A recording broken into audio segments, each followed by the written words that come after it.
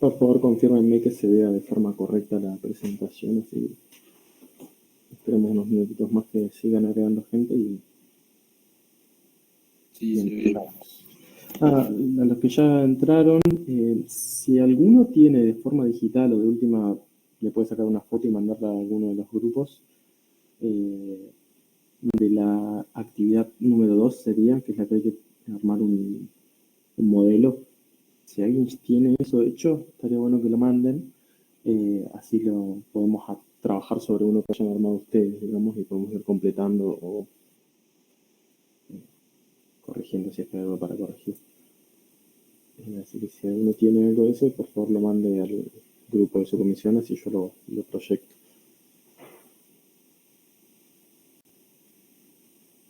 Puede ser anónimo si quieren.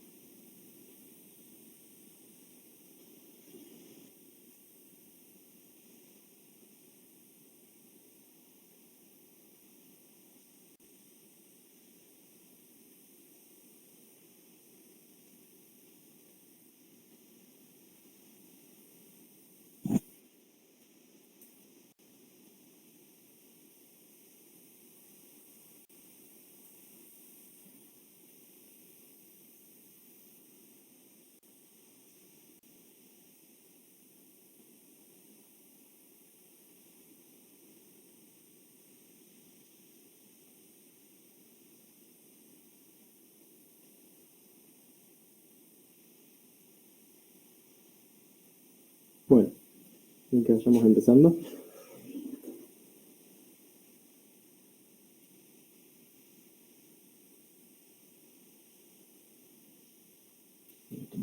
Sí.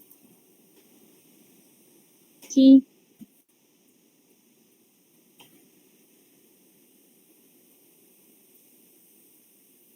Bueno, la clase B en relación a la unidad número 5, una unidad temática que ya empieza con todo lo digestivo y se centra en la función secretora exócrina, tanto del tubo digestivo como del resto de las glándulas anexas.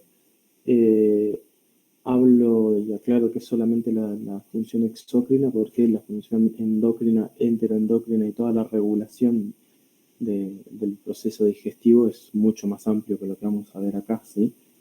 Yo voy a mencionar algunas cosas relacionadas a la secreción endocrina, pero no nos centramos en eso en esta clase. El teórico, por lo que vi, es mucho más centrado en ese aspecto.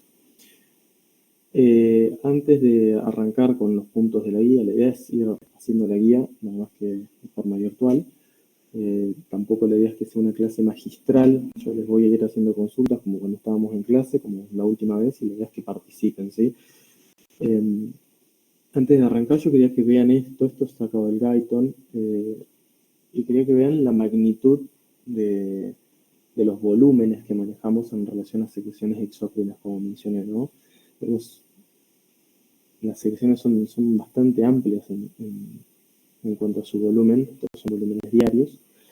Y fíjense, no solo eso, sino que a la derecha tenemos el pH de las mismas y vemos que en su mayoría, excepto obviamente la gástrica, son todas alcalinas estas secreciones, ¿no? Y la salival también es un poco ácida. Así que para que dimensionen no solo las características del pH, ustedes no están viendo mi cursor, ¿verdad? Ahora sí. No solo las características del pH, sino los volúmenes y el volumen diario, que es de casi 7 litros, ¿sí?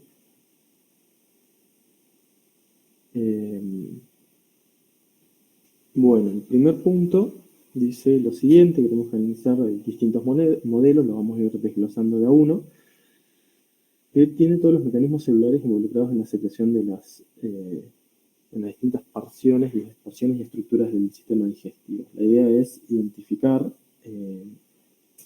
qué componentes parten, cómo están compuestos, y no solo sus productos de secreción, sino la idea es eh, tratar de relacionarlos entre ellos, ¿sí? Perdón si estoy un poco trabado, porque están chicos entrando todavía, así que lo estoy aceptando. Bueno, ¿alguien, antes de que yo empiece a hablar sobre esto, tiene algo para mencionar en relación a la secreción gástrica? ¿Qué es lo que estamos viendo o qué pudieron ustedes interpretar de eso? Cualquiera que hable y de ahí arrancamos.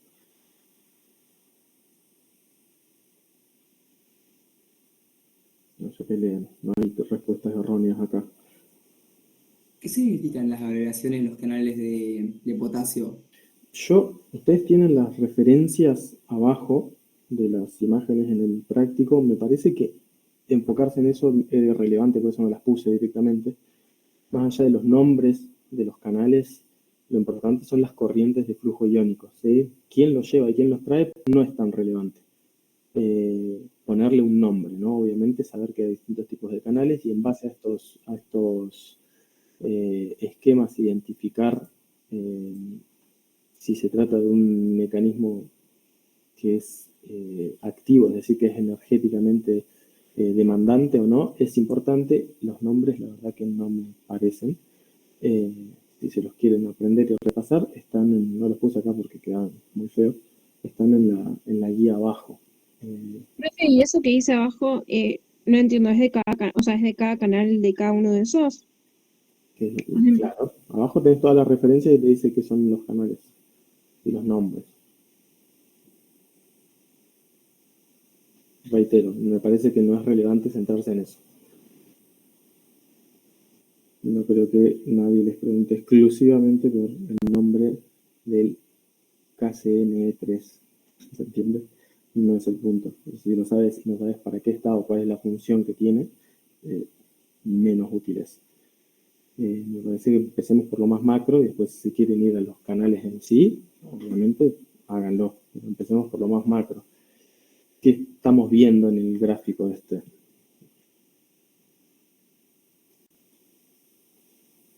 Células de una glándula gástrica. Bien. Y en cuanto a glándulas gástricas, que lo tenés ahí igual, ¿cuáles tenés? La oxíndica o parietal y Perfecto. la mucosa del cuello.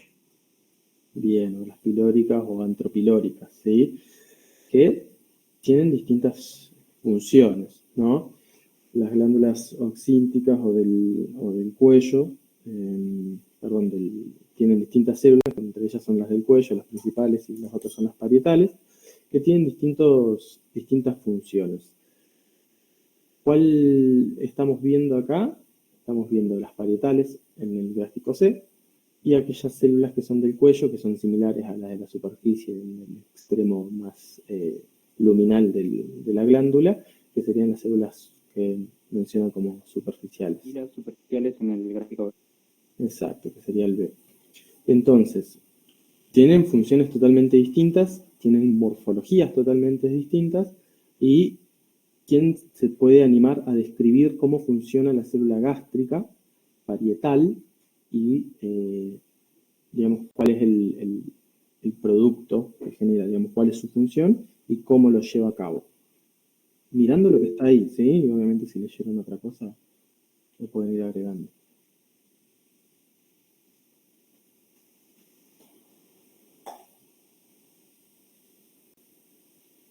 Bueno, podríamos decir que su función principal es secretar factor intrínseco de ácido clorhídrico, y como necesita secretar ácido clorhídrico, no lo puede tener en el citosol. Entonces tiene un sistema de Golgi muy desarrollado, que son los túbulos esos que vemos, que es donde tiene la bomba de hidrógeno potasio, si no me equivoco, Bien, que es como que está mirando para el lado izquierdo de mi pantalla. No sé cómo puedo escribirlo. ¿están viendo que yo la estoy señalando? ¿O no? El puntero rojo. Sí. Perfecto. Sí. Bueno, entonces él ya identificó una estructura que es activa, es una bomba, que consume ATP, consume mucha energía y que intercambia potasio por bicarbonato ¿En qué parte de la membrana, digamos? Siempre cuando ustedes piensan esto, Apical. tienen que... ¿En la? Apical. Perfecto, tiene que ir a la luz. Yo tengo que sacar ese protón a la luz. Bien. Entonces, bien, o sea, el paso siguiente es de dónde sale ese protón y de dónde sale ese potasio. Eso es lo que ustedes tienen que ir hilando cuando ven uno de estos gráficos. ¿Sí? El potasio no hace una autogeneración intracelular y ese protón tampoco. Como vemos, tenemos una difusión pasiva de dióxido de carbono, ¿sí? Que por medio de la anhidrasa carbónica pasa, como ya saben, ácido carbónico y posterior disociación entre bicarbonato y el protón, ¿sí? De ahí nace el protón, que es intercambiado, como bien dijeron, por iones de potasio en la luz gástrica o en la cara apical o luminal de la célula. Bien, lo hace a través de esta bomba que, otra vez dijimos, tiene gasto de energía. ¿Y de dónde salen los potasios que van a terminar siendo intercambiados con protón? Justamente por otra bomba, o sea que es una célula que consume mucha energía, porque, como todas las otras células, tiene la bomba de sodio potasio ATPasa. Este potasio ingresa por gradientes de, osmóticos de difusión, va a pasar por estos transportadores o canales, ¿sí? Y va a terminar en la luz y va a armar un circuito, ¿no? Que nos va a permitir sacar protones hacia la luz. Como esto genera un ambiente ácido con muchas cargas positivas del lado luminal, esto se tiene que compensar. La electroneutralidad en los líquidos del cuerpo siempre está presente, entonces justamente es donde entran los canales de cloro, ¿sí? Para poder neutralizar esas cargas positivas y de esta manera formar el ácido clorhídrico, ¿sí? El ácido clorhídrico está totalmente, es un ácido fuerte, así que está totalmente disociado, ¿no? ¿Eso se entiende? Que no entiendan, me paran, ¿sí? ¿Y de dónde viene ese cloro? Es la otra pregunta. Nosotros sabemos que hay una gran concentración de cloro intracelular, pero si yo lo estoy excretando constantemente, tengo que darle el cloro desde otro lugar. Y es ahí donde entra el intercambiador de cloro-bicarbonato. El bicarbonato que yo generé con anhidrasa carbónica para generar protones, también genera este anión bicarbonato que es excretado hacia la membrana vasolateral, es decir, la membrana sanguínea, si se quiere, que está en contacto con la sangre, y no directamente, no a través de toda la vasculatura y las células endoteliales, obviamente, de por medio. Este bicarbonato va a ir al sistema y el cloro va a ingresar con este intercambiador, que es el que tenemos acá. Entonces ya sabemos de dónde vienen cada una de estos iones. Bien. ¿Cuál es la diferencia con la célula gástrica de superficie?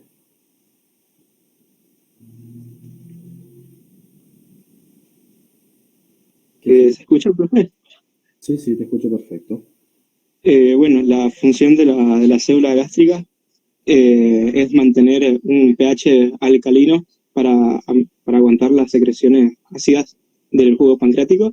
Entonces, como se ve en el esquema, podemos ver que para ingresarlo de la parte vasolateral a la célula hay un intercambiador, o sea, el NH, que justamente es un intercambiador que es donde entra sodio y entra sodio a favor de la gradiente y expulsa protones. Y a la vez, tipo, tenemos que el otro transportador, que es el de sodio, perdón, transportador no, es un cotransporte de bicarbonato y sodio para que ingrese, ¿no?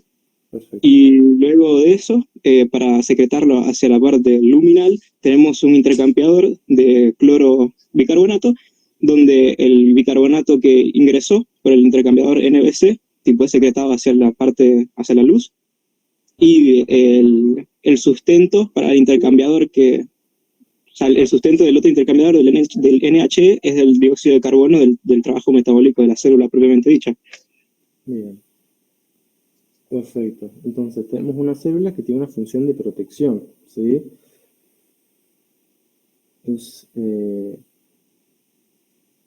como dijimos, otra vez tenemos la anhidrasa carbónica de por medio, sintetizando o catabolizando la reacción de dióxido de carbono hacia la disociación de ácido carbónico y, de bicarbonato y protón.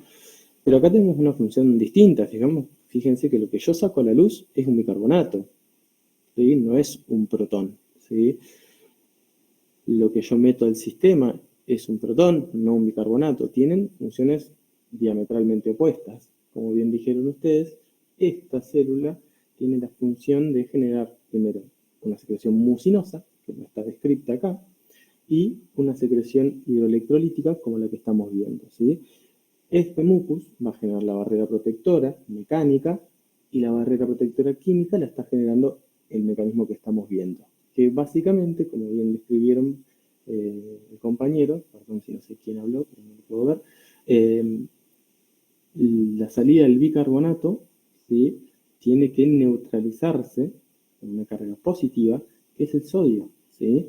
El sodio de forma paracelular va a ingresar por el gradiente eléctrico hacia la luz para neutralizar estas cargas negativas, no así las cargas del cloro, ¿sí? Porque el cloro se va, como ustedes van a hacer un circuito y volver a reingresar a la célula por este intercambiador, pero la idea es mantener en el medio luminal, en ese mucus alcalino, mantener una concentración alta de bicarbonato de sodio, ¿sí?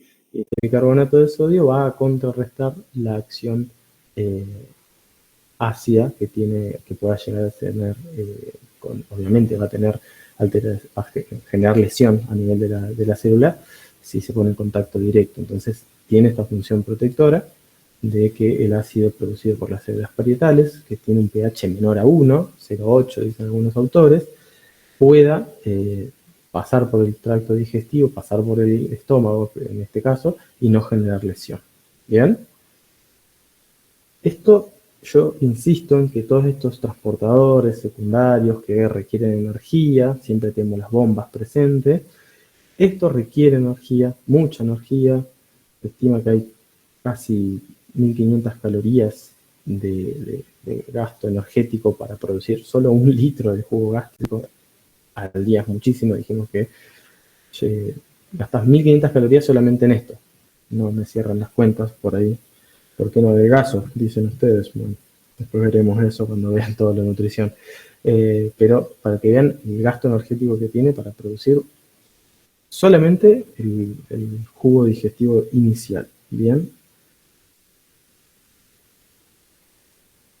Lo otro que quería comentarles es, obviamente, que tenemos otras células que nosotros no estamos viendo como las principales, que secretan otro tipo de sustancias como el pepsinógeno, ¿sí?, que la parietal tiene un factor intrínseco también parte de su secreción que nosotros no lo estamos viendo acá, y que existen otro tipo de glándulas a nivel gástrico que no están graficadas, que son las glándulas antropilóricas que secretan mucus, también protector, en mayor cantidad que las gástricas de la superficie, como estamos viendo en el grupo B, porque justamente están en la porción donde más tiempo permanece el ácido gástrico, ¿sí?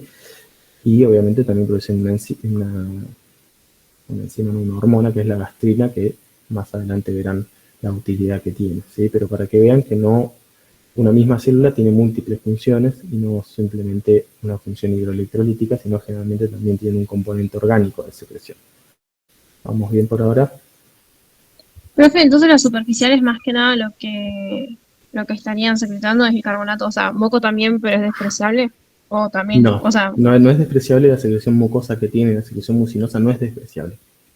ok. Tiene que generar una capa de por lo menos 1 milímetro, eso es lo que está descrito, que es una capa protectora. El simple bicarbonato no tendría si vos sacas bicarbonato medio tan ácido, estás neutralizándolo constantemente, digamos. La idea es que el bicarbonato quede dentro de esa secreción mucinosa, ¿sí? Entonces tenés una barrera química y una barrera física, ¿sí? Que nosotros en el gráfico estemos solamente viendo una de las porciones no significa que la otra sea despreciable. Bien, las dos son igual de importantes.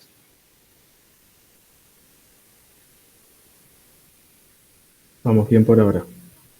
Vamos a tratar de hacer esto con todas, ¿sí? Con todas las glándulas y células que tengamos en la... Profe, Sí. yo tenía una duda con la gastrina, no sé si la vemos más adelante o pregunto ahora. Preguntaba ahora, como te digo, la guía esta no se basa en todos los mecanismos neuroendocrinos de regulación, pero obviamente decime y lo resolvemos. Que veía que, o sea, que la gastrina tenía receptores para estimular la secreción del ácido clorhídrico, digamos, Ujú. pero también tenía receptores en las células D que secretan somatostatina y que hacen todo lo contrario. O Sí. sea, ¿eso es así o entendí cualquier cosa? O sea, la principal función de la gastrina es justamente lo primero que decís, ¿no? Favorecer la secreción ácida gástrica. Tiene un mecanismo de retroalimentación negativa cuando la gastrina está muy elevada. También activa receptores inhibidores, como el de la somatostatina, como bien dijiste, ¿sí? Pero es más fuerte, o en condiciones basales prima el factor positivo o la función positiva de aumentar la secreción, ¿sí? Para poder entender, digamos, la función, uno tiene que saber qué es lo que la estimula la gastrina. No sé si buscaste o buscaron, en general, qué Sí, lo estimula de la la liberación de gastrina. histamina, ¿Y qué más? acetilcolina. Bien. ¿Alguna otra? Péptidos parcialmente digeridos. Bien. O sea, tenemos estímulos endoluminales, estímulos endocrinos y estímulos neurológicos o neuroendocrinos, ¿sí? Acetilcolina dentro de lo que es el sistema parasimpático. Después tenemos los péptidos que quedan dentro de la luz, también estimulan a la célula G para producir gastrina. Entonces, hay toda una interacción entre lo endoluminal y lo sistémico para la producción de gastrina. En general, para la producción de casi todas las hormonas a nivel gastrointestinal. Profe, ¿por qué sí? No te entendí, no entendí nada, no escuché nada. Ahí está, perdón. ¿Por qué? O sea, no entiendo por qué dice que se libera después de la ingesta, digamos. No tendría que ser antes. Bueno, cuando vean todo lo que es regulación y neuroendocrina, toda la regulación neuroendocrino-digestiva, tenés una fase anticipadora y una fase que se produce en el momento en que ya estás en la ingesta y en la digestión, ¿sí? Lógicamente uno esperaría que la secreción gástrica iniciante, eso es una fase anticipadora que es neuroendocrina, que no tiene que ver con una respuesta local, es decir, obviamente los péptidos no van a estar ahí estimulando, tiene que ver con toda la regulación orexígena y anorexígena y con la secreción por vía neuroendocrina, ¿sí? Tengo entendido que ustedes no vieron todavía el teórico, ¿no? El teórico se va a centrar en eso y es un capítulo totalmente aparte, ¿sí? Que va mucho más allá de la clase esta que queremos ver. Hay distintas fases en la digestión y una de ellas es una anticipatoria o una fase previa al proceso y tiene que ver con todas estas regulación neuroendocrina, con tanto los mecanismos simpáticos y sobre todo parasimpáticos que se ponen en marcha.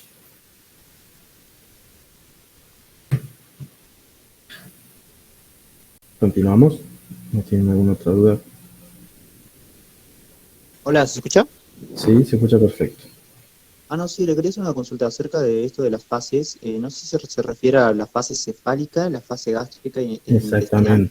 Exactamente. La fase cefálica es la fase anticipatoria, ¿sí? Es Eso donde entraría. yo no tengo alimentos dentro del tracto gastrointestinal, pero aún así se pusieron en marcha todos los procesos como si así fuera, ¿sí? Y tienen que ver con estímulos de los sentidos especiales, ¿sí? Con estímulos orexígenos, tiene que ver con un mecanismo un poco más amplio del que estamos viendo acá. Obviamente lo tienen que conocer. No sé si se los van a evaluar ahora, desconozco.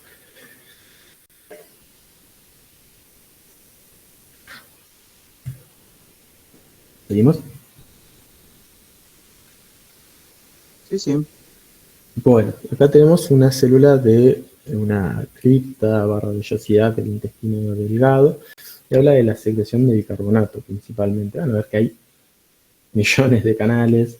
De nuevo, insisto, algunos les van a parecer más familiares que otros. El intercambiador de sodio-protón, el NH, que ya lo han visto varias veces. El CFTR, que es el de cloro, generalmente va acompañado con algún otro anión.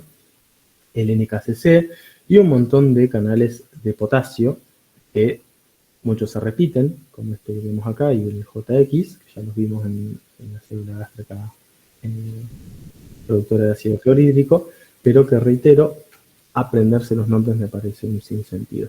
Obviamente los tienen ahí, si los quieren conocer está muy bien. Me parece que es más importante ver la función de la célula. Entonces, nosotros ya sabemos que tenemos las glándulas de Branner a nivel proximal, pilóricas también, antrales menos, pero tienen pilórico-duodenales, ¿sí? Y tenemos las criptas de Lieberkühn, que tienen distintas células, como las calciformes y las enterocitos, ¿sí? Y tienen distintas funciones. ¿Alguien sabe cuál es la función de las glándulas de Brunner? ¿Secreta moco alcalino o algo así, creo? Algo así es, sí. Justamente, o sea, las glándulas de Branner tienen una función muy similar a lo que vimos en las células epiteliales gástricas de la superficie, ¿sí? Es secretar moco alcalino de protección, ¿sí? Esa es básicamente su función.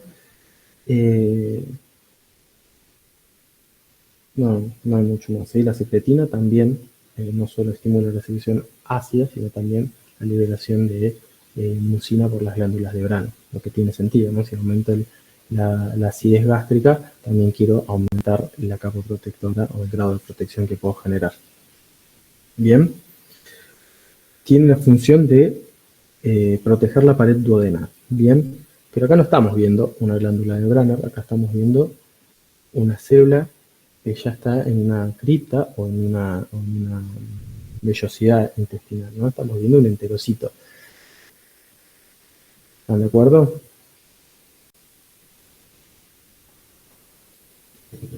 ¿Por qué no es una célula caliciforme?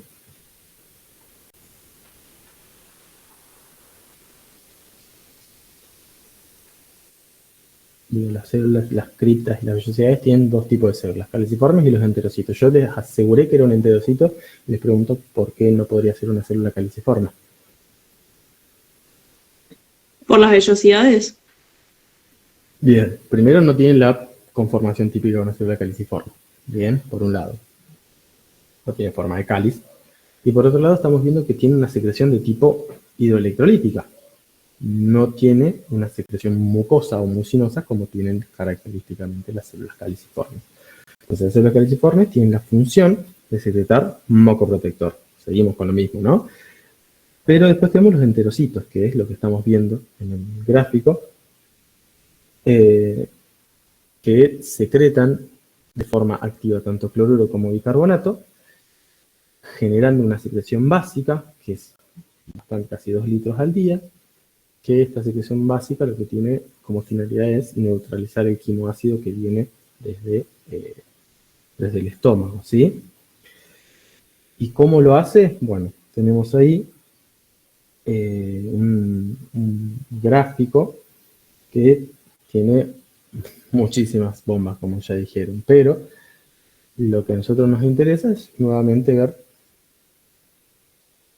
cómo se conforma este circuito, ¿sí? No hay que marearse tratando de acordarse de memoria esto, sino entender cómo se conforma este circuito. Yo ya sé, a priori, que tengo una secreción activa de cloruro y una secreción activa de bicarbonato. El bicarbonato, si no viene del dióxido de carbono, no viene de ninguna parte, ¿sí? Así que dióxido de carbono voy a tener que tener una reacción con anhidrasa carbónica, como en todas las otras células que vimos, y de ahí tengo el bicarbonato y el protón.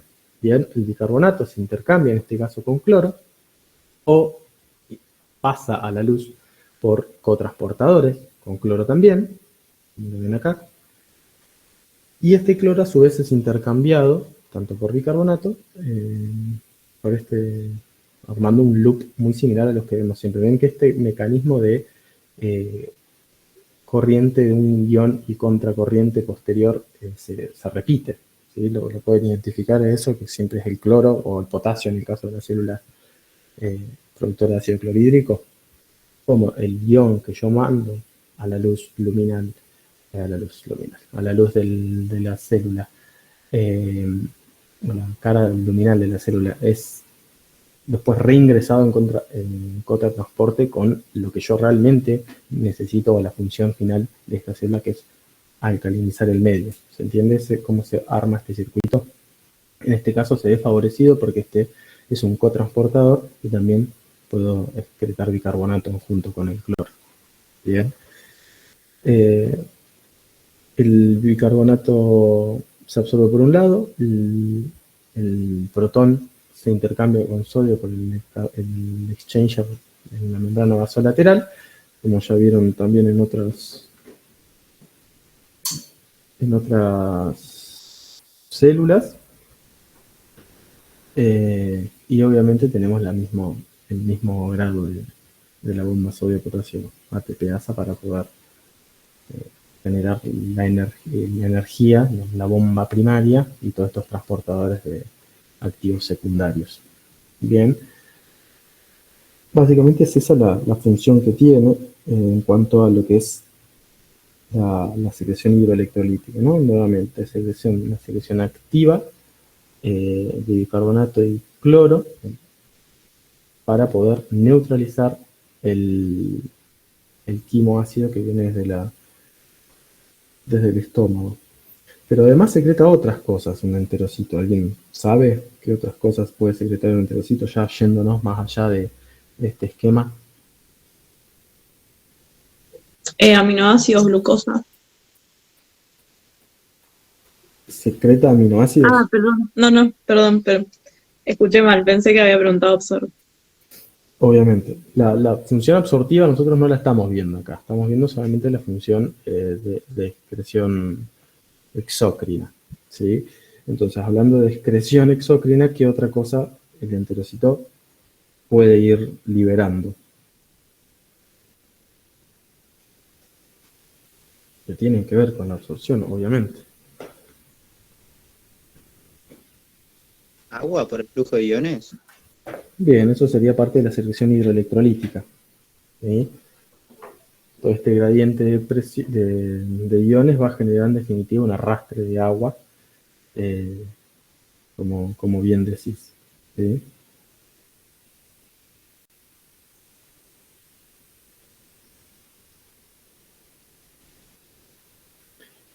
Va a secretar una porción orgánica, ¿sí? Va a tener peptidasas, va a tener enzimas que degraden disacáridos, sacarosa, maltasa, isomaltasa, lactasa, va a tener la lipasa intestinal, ¿sí? Va a generar también una liberación de diversas enzimas que van a lograr escindir los macronutrientes y de esa manera poder facilitar la absorción de los mismos. ¿Bien? O sea, no se queden solo con la secreción hidroelectrolítica de estas células, sino también piensen que estas mismas células secretan un componente orgánico, ¿sí? Y algunas de ellas también un componente hormonal, ¿sí? Entonces, piensen que son multifunciones. ¿Bien? ¿Hasta ahí estamos?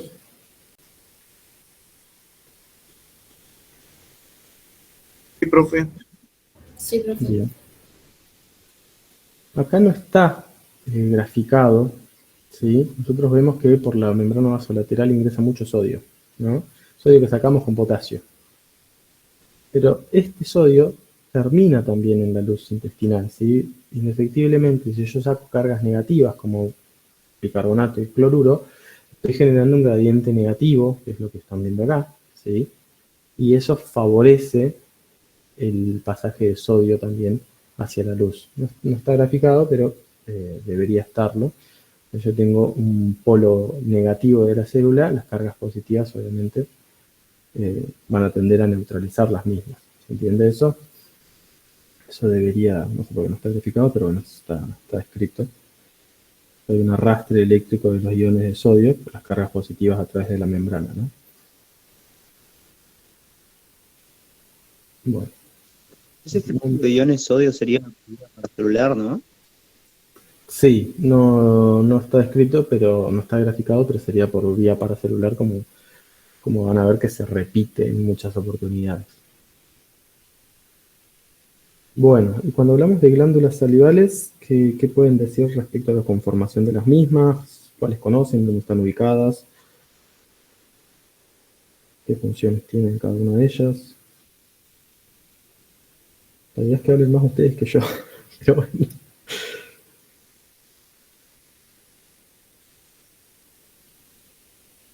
¿Cómo se compone la glándula salival? A grandes rasgos. Está dibujada ahí. Porocinos. Y ductos, ¿no? Como Son glándulas acinoductales, ¿no? Tienen una porción acinar y una porción ductal que tienen funciones distintas, ¿sí? ¿Quién me puede hablar un poco de estas dos porciones? Empecemos, por ejemplo, con la porción acinar. ¿Quién puede hablar un poco de eso, de contarnos qué es lo que estamos viendo y cuáles son las funciones de estas glándulas acinares? Bueno, de que básicamente tenemos una secreción que va a ser bastante similar al plasma, se denomina secreción isotónica. Bien. Bueno, también va a contener algunas enzimas que, si mal no recuerdo, en el gráfico A te lo muestra, que serían las alfa-amilasas, que bueno, inician la digestión del almidón.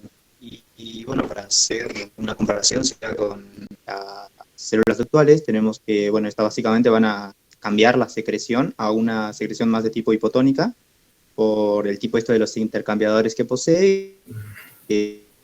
Bueno, finalmente va a tener una secreción neta de de ion bicarbonato y de potasio a la luz. Bien.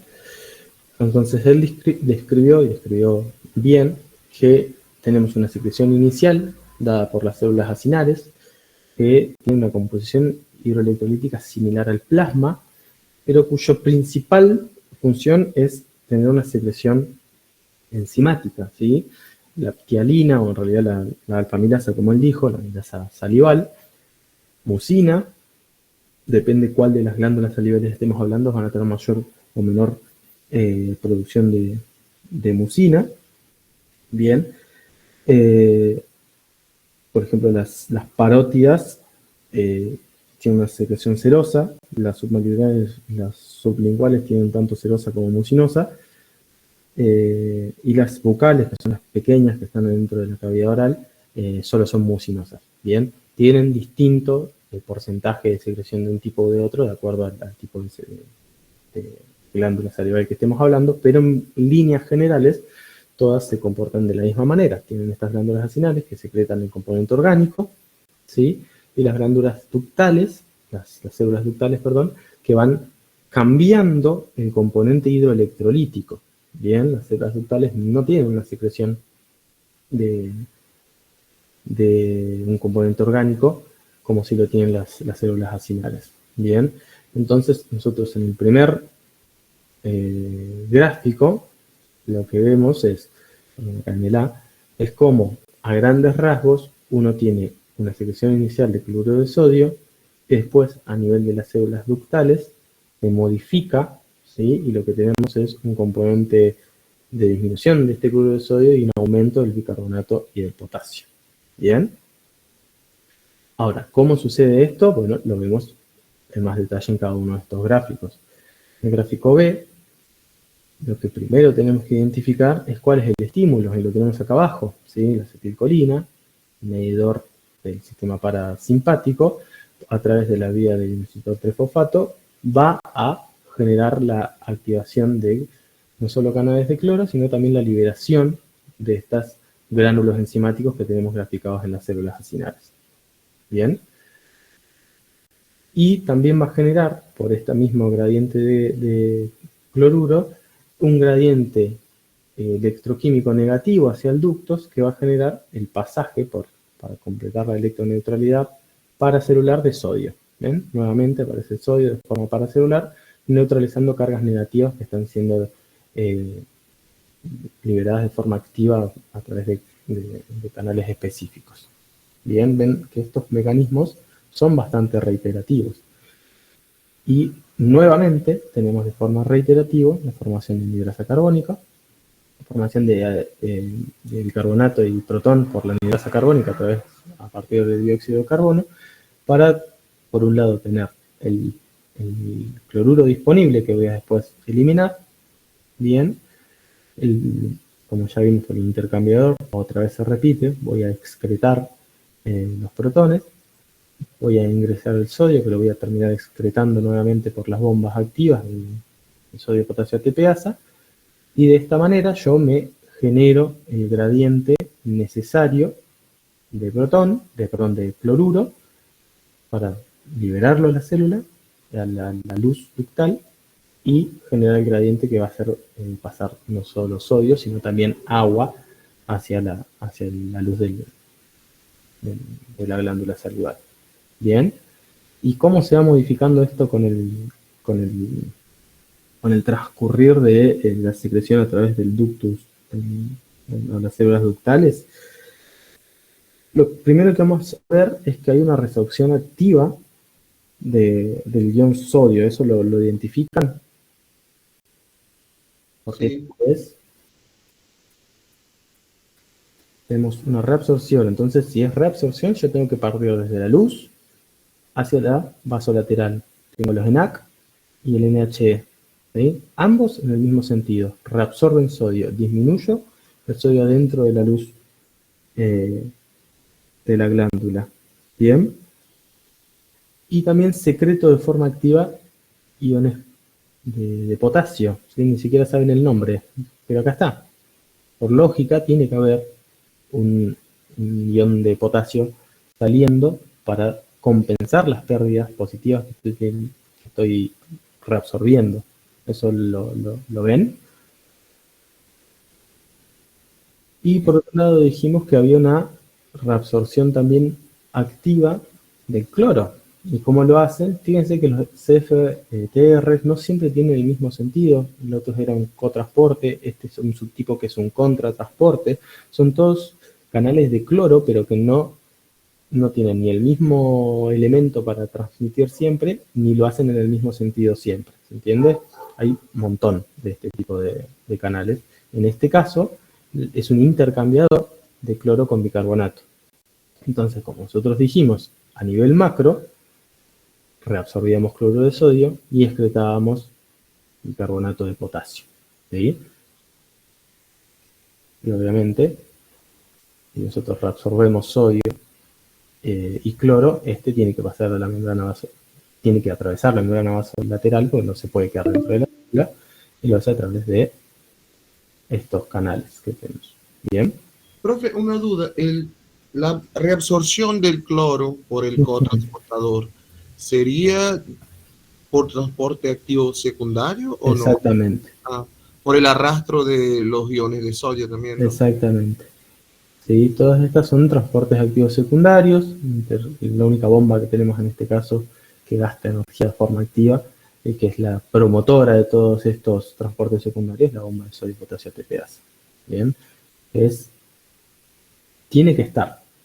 Están todos los gráficos, no sé si lo notaron eso, pero todos los grafiquitos está la bomba, por más que nosotros no la hayamos mencionado en forma constante. Luz, ¿querías hablar?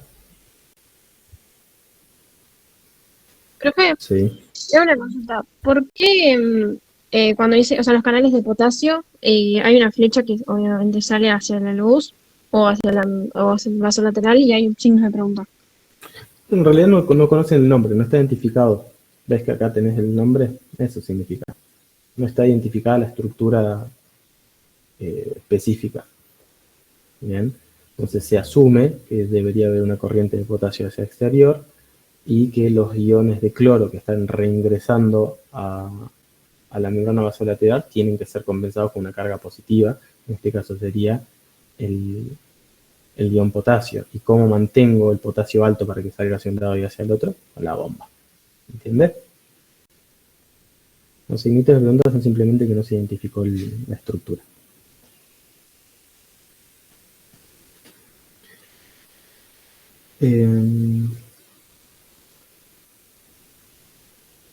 Bueno,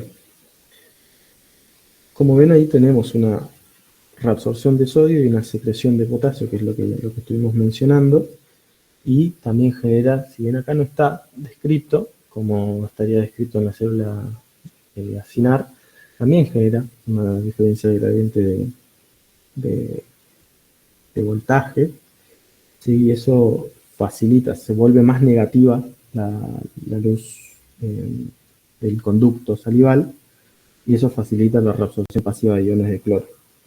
Bien, y acá no estaba descrito, pero todo este gradiente de reabsorción de sodio y expresión de potasio no se hace de forma equitativa, ¿sí? Y genera un gradiente transluminal, si se quiere, o transcelular de voltaje negativo a nivel de la luz, y eso favorece que también se reabsorban iones de cloro, ¿no? Y bueno, ya hablamos de que también secretan los iones bicarbonato.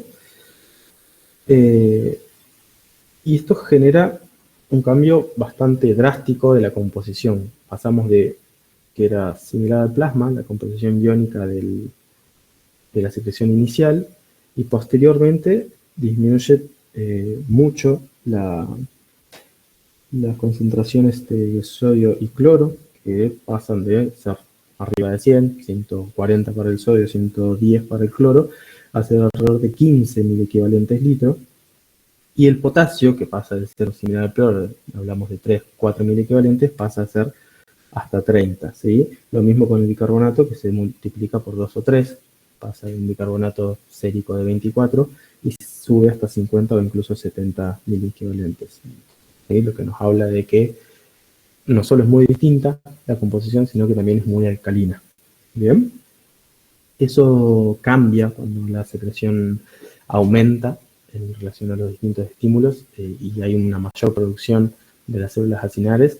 El pasaje por estos ductos es más rápido y ese cambio tan drástico que mencioné recién no llega a ser tan franco y bueno, no hay tantos cambios en la composición hidroelectrolítica, pero en condiciones de reposo es esto que estamos mencionando nosotros. Sí, hay un gran cambio en la composición.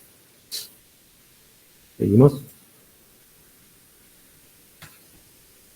Bueno, y ahora viene una compleja, es la secreción pancreática, y es la que por ahí vamos a hacer hincapié.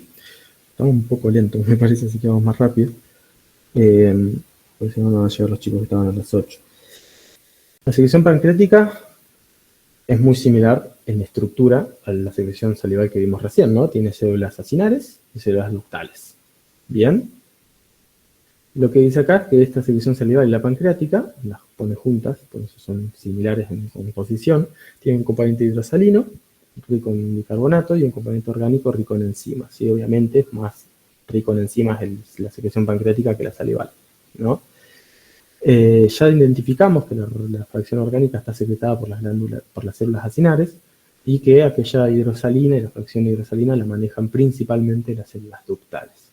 Bien, ya hablamos de las secreciones gástricas y duodenales que tienen un componente orgánico, ya lo mencionamos. Perfecto. Ahora, ¿quién me puede decir o quién puede detallar un poco qué es lo que estamos viendo en el gráfico de la izquierda en relación a la secreción pancreática?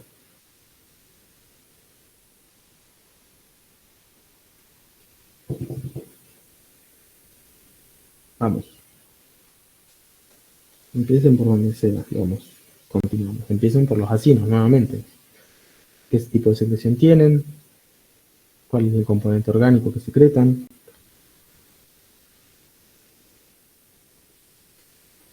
bueno, básicamente es bastante similar a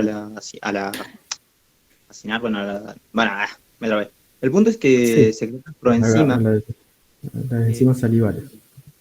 sí, sí. Que bueno, la diferencia es que básicamente secreta proenzimas que son, bueno, proenzimas digestivas que no están activas, como en el caso de la salival, que bueno, pero el Ujú. método de digestión básicamente es similar, por no decir el mismo, porque bueno, tienen por ahí algún cotransportador de sodio, potasio y cloro o demás, pero dentro de todo es bastante similar.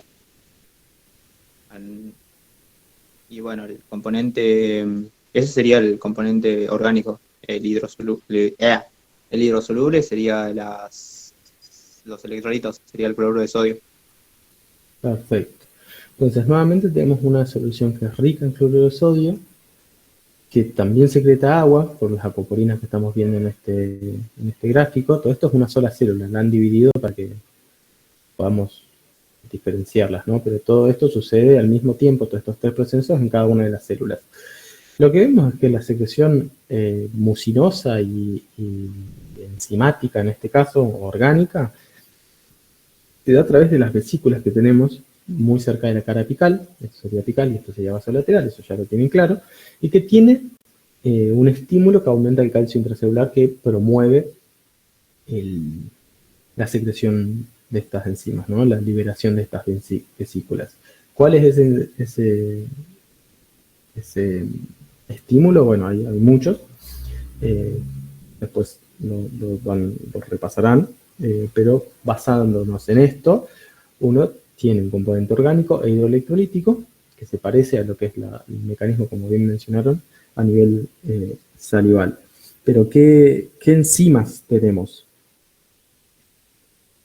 ¿O cuáles son las enzimas más importantes? El tripsinógeno, quimiotripsinógeno, carboxilopeptidasa. Bien. Y en ¿Y de esas contacto con cuál es la más importante? el tripsinógeno que se activa en contacto con el quimo más ácido y se activa a tripsina, y Perfecto. esta a su vez empieza a activar la quimiotripsina y las demás. O sea, la tripsina, o sea, el tripsinógeno activado a tripsina, a su vez activa tanto las otras dos enzimas proteolíticas. Entonces, cuando ustedes describan qué secreciones tiene enzimáticas, piensen en los componentes de la dieta, ¿no?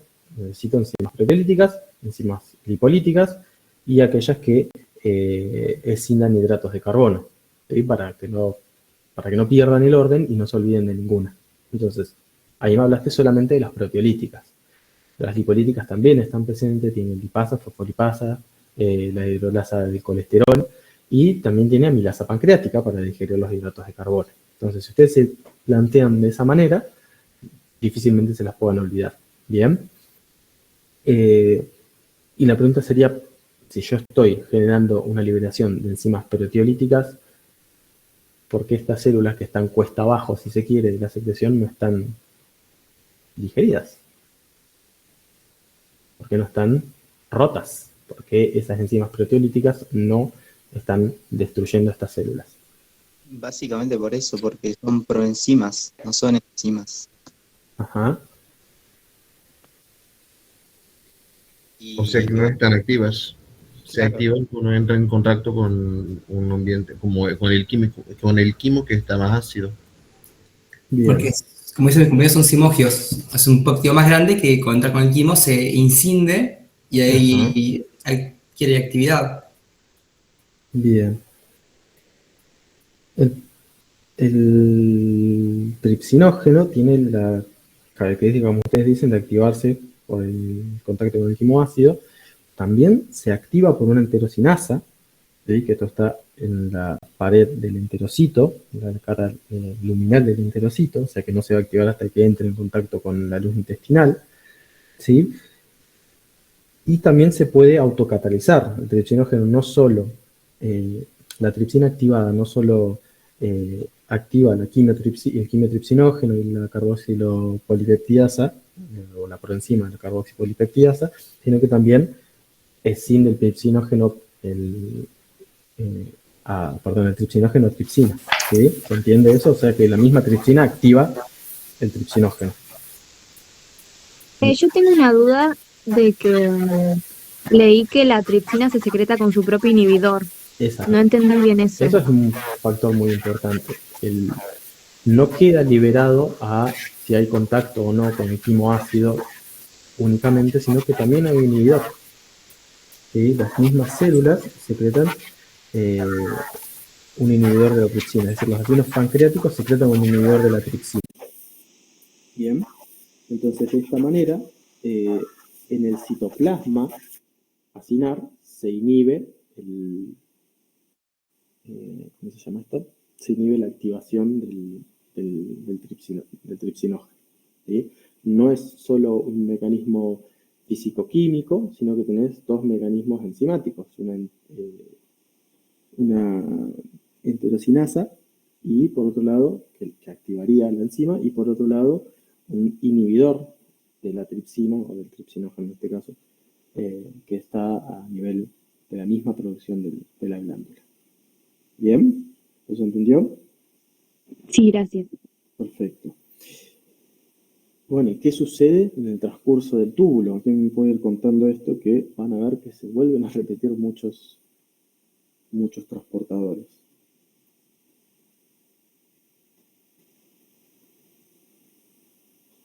Me acuerdo de 3 nombres, así que voy a empezar a mencionar los únicos 3 que me acuerdo.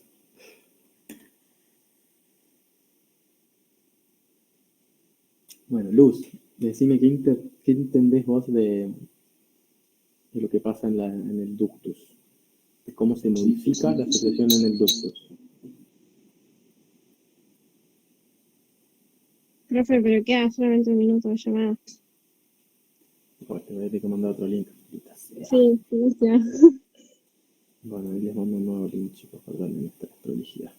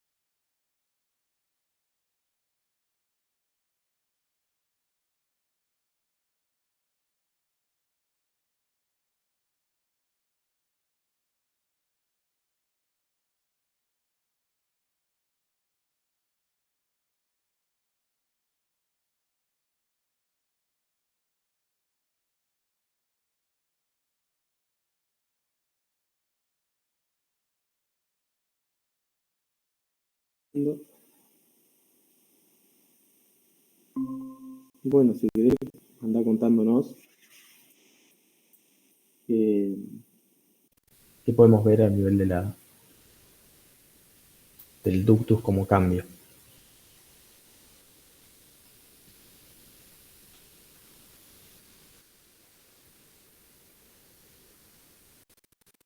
Cualquiera, si Luz no puede hablar, lo que sea, cualquiera, por favor, responda.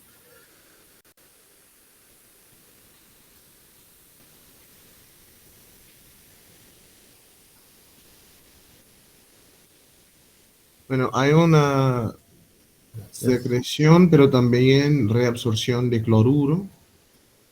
Y esto funciona como el intercambiador con el bicarbonato. Bien. Y bueno, ¿qué más? Bueno, y el bicarbonato con... pero no sé si pasa ahí. Sí, el bicarbonato con el sodio se unen y forman bicarbonato de sodio. Pero no sé si es acá. Bien, lo que tenemos es que tenemos distintas células de acuerdo a la posición de esta célula del ductus pancreático, ¿sí? Vemos que es levemente distinta si es intralobular, de los pequeños ductos intralobarios, o si es de un ducto más grande, ¿sí? Son levemente distintas, pero la función final es liberar bicarbonato, liberar cloro y liberar sodio, ¿sí? Esto lo van identificando ya. Y obviamente hacemos el camino inverso como siempre. Este bicarbonato de dónde sale, lo vemos a través de este cotransportador con sodio. Bien, el cloro, obviamente, también que está intracelular, tiene un mecanismo, otra vez, de recirculación, ¿sí? Intercambia con el cloro en un momento y el CFTR excreta en cotransporte con bicarbonato, ¿sí? Tenemos cloro y bicarbonato en antiporte y en cotransporte también. Y vean cómo este loop se vuelve a generar. Bien. Por otro lado tenemos el intercambiador de protones, que ustedes dicen, ¿y qué protones son? Acá no está descrito, pero otra vez tenemos el dióxido de carbono escindido en bicarbonato, que va a venir acá también, y a protones que va a salir en contratransporte con el sodio. Y tenemos el sodio ingresando bicarbonato también a la célula ductal en contrasporte con sodio y bicarbonato. Obviamente, no está descrito, pero vas a tener la bomba sodio, potasio, ATPasa, que me va a generar el gradiente para que el sodio pueda ingresar, ¿se entiende? Yo necesito bajar los niveles de sodio intracelular, voy a tener la bomba funcionando acá, y me va a generar el gradiente suficiente para que estos cotransportadores que son activos, mecanismos de transporte activos secundarios se pongan en marcha.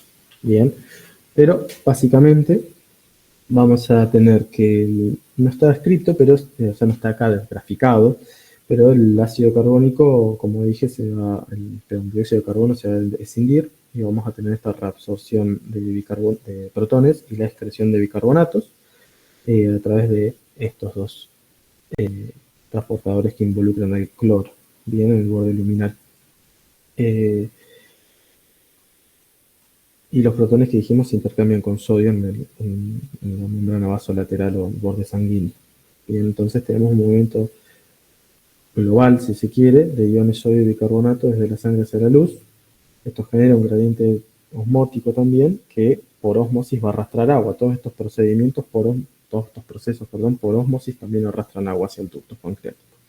Bien, esta es una secreción que es isosmótica y lo que yo quiero que noten acá, que no sé si pasa desapercibido, esto es como los niveles de cloro disminuyen y cómo empiezan a aumentar los niveles de bicarbonato. Bien, y como esta secreción, que si bien es isoosmótica, es totalmente alcalina, es de las más alcalinas que hay. Bien.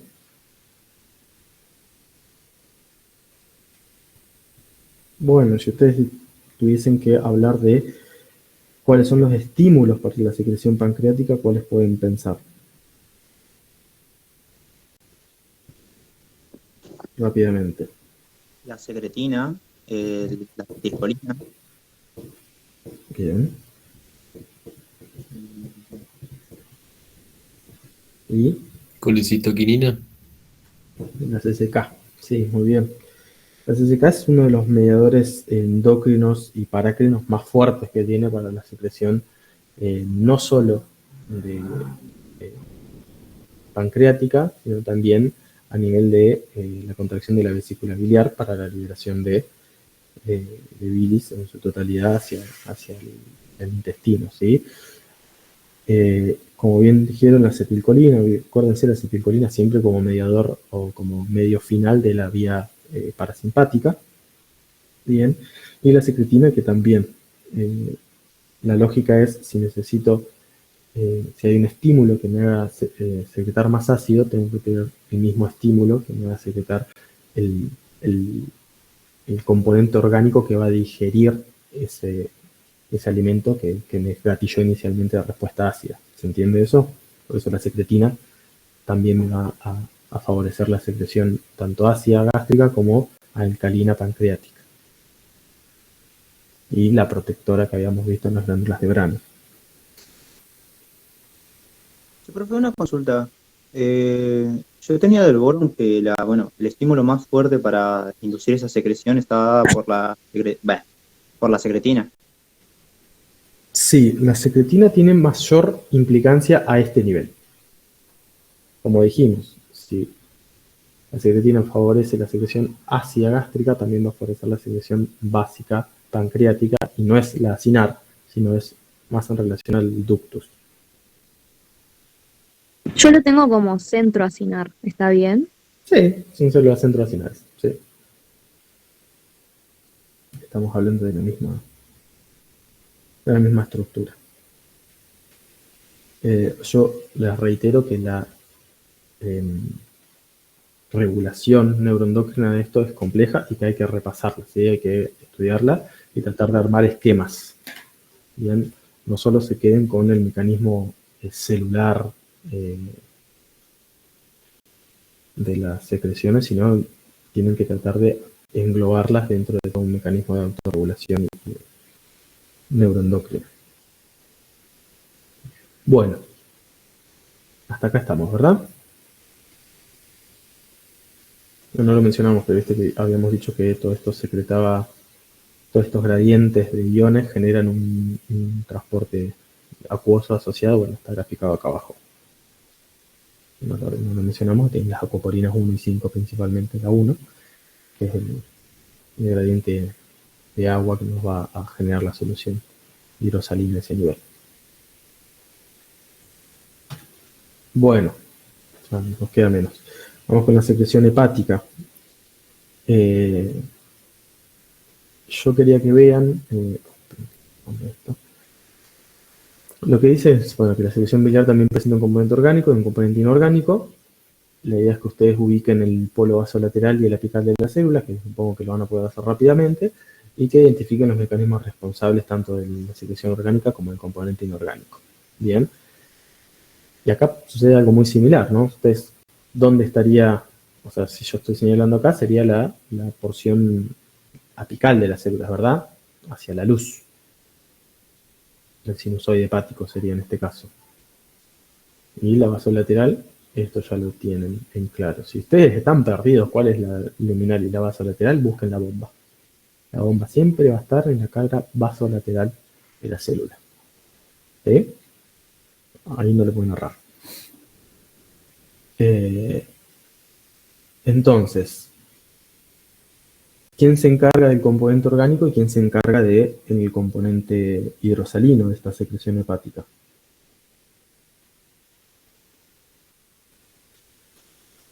Por lo que veo ahí dice que el hepatocito, Sí. dice que el hepatocito es el orgánico y el electrolítico es el colangocito.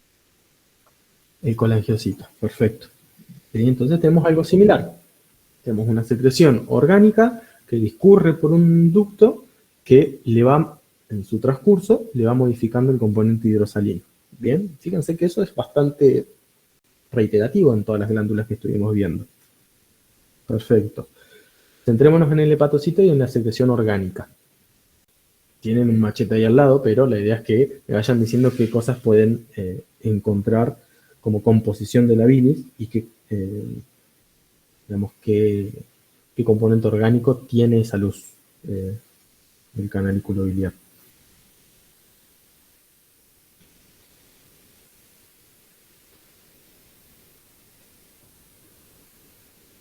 Vamos.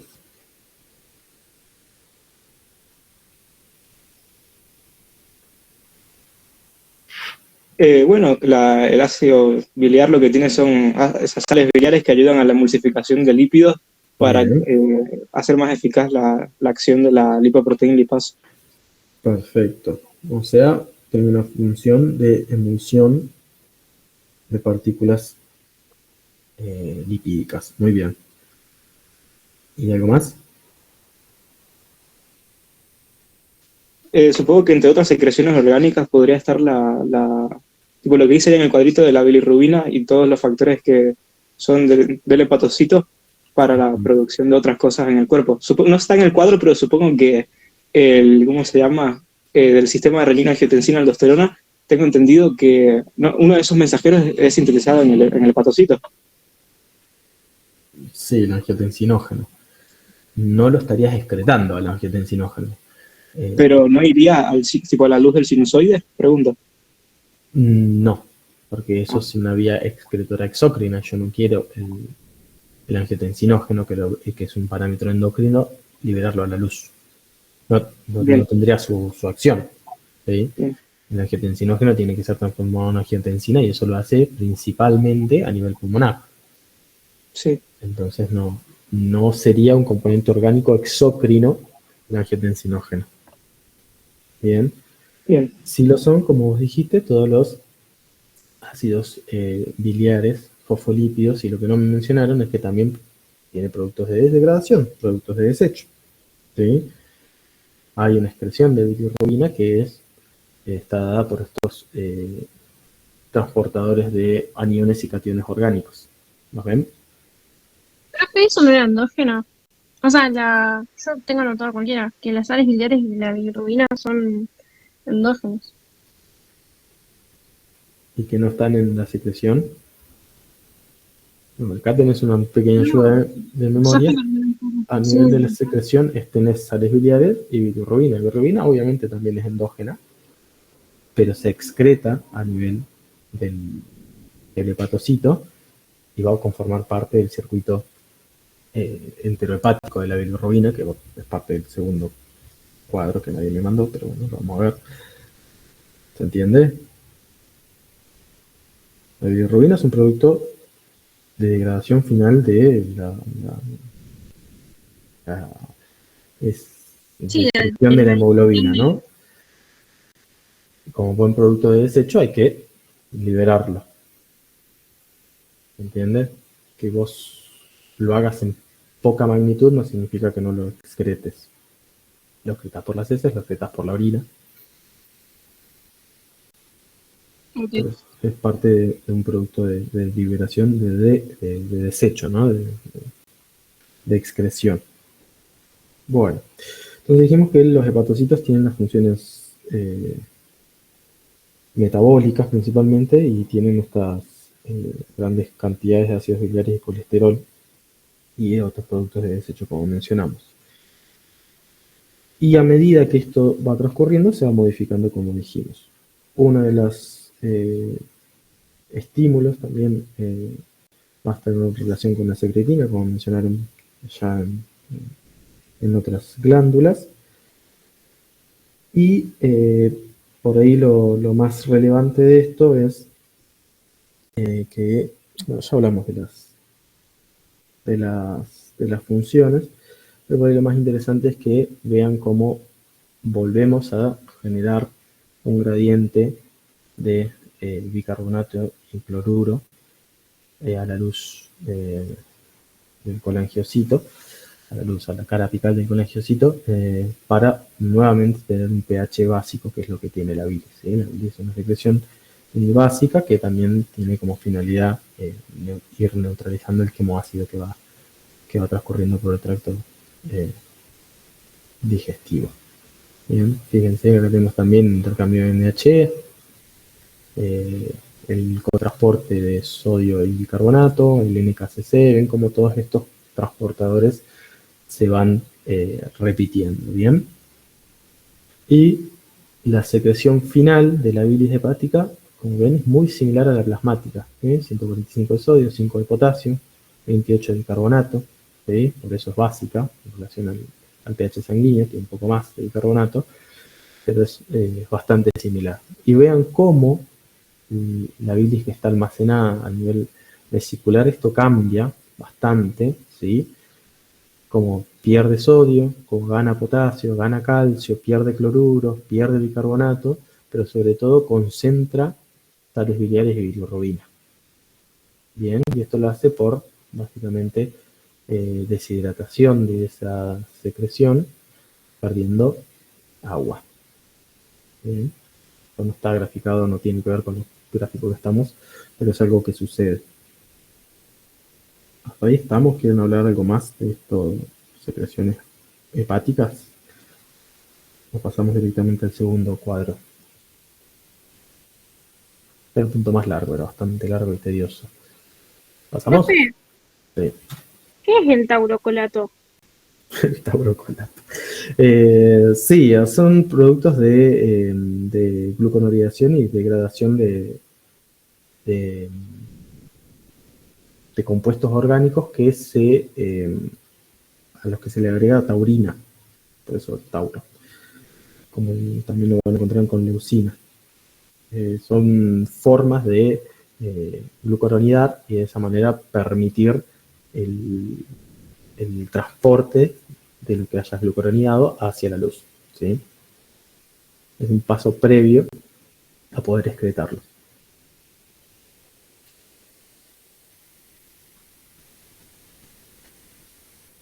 Tiene que ver con esa conjugación, ¿sí?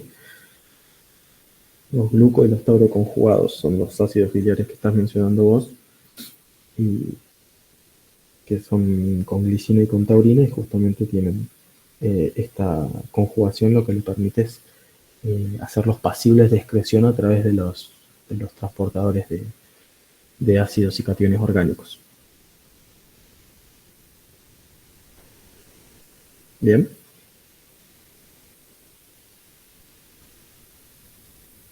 Bueno.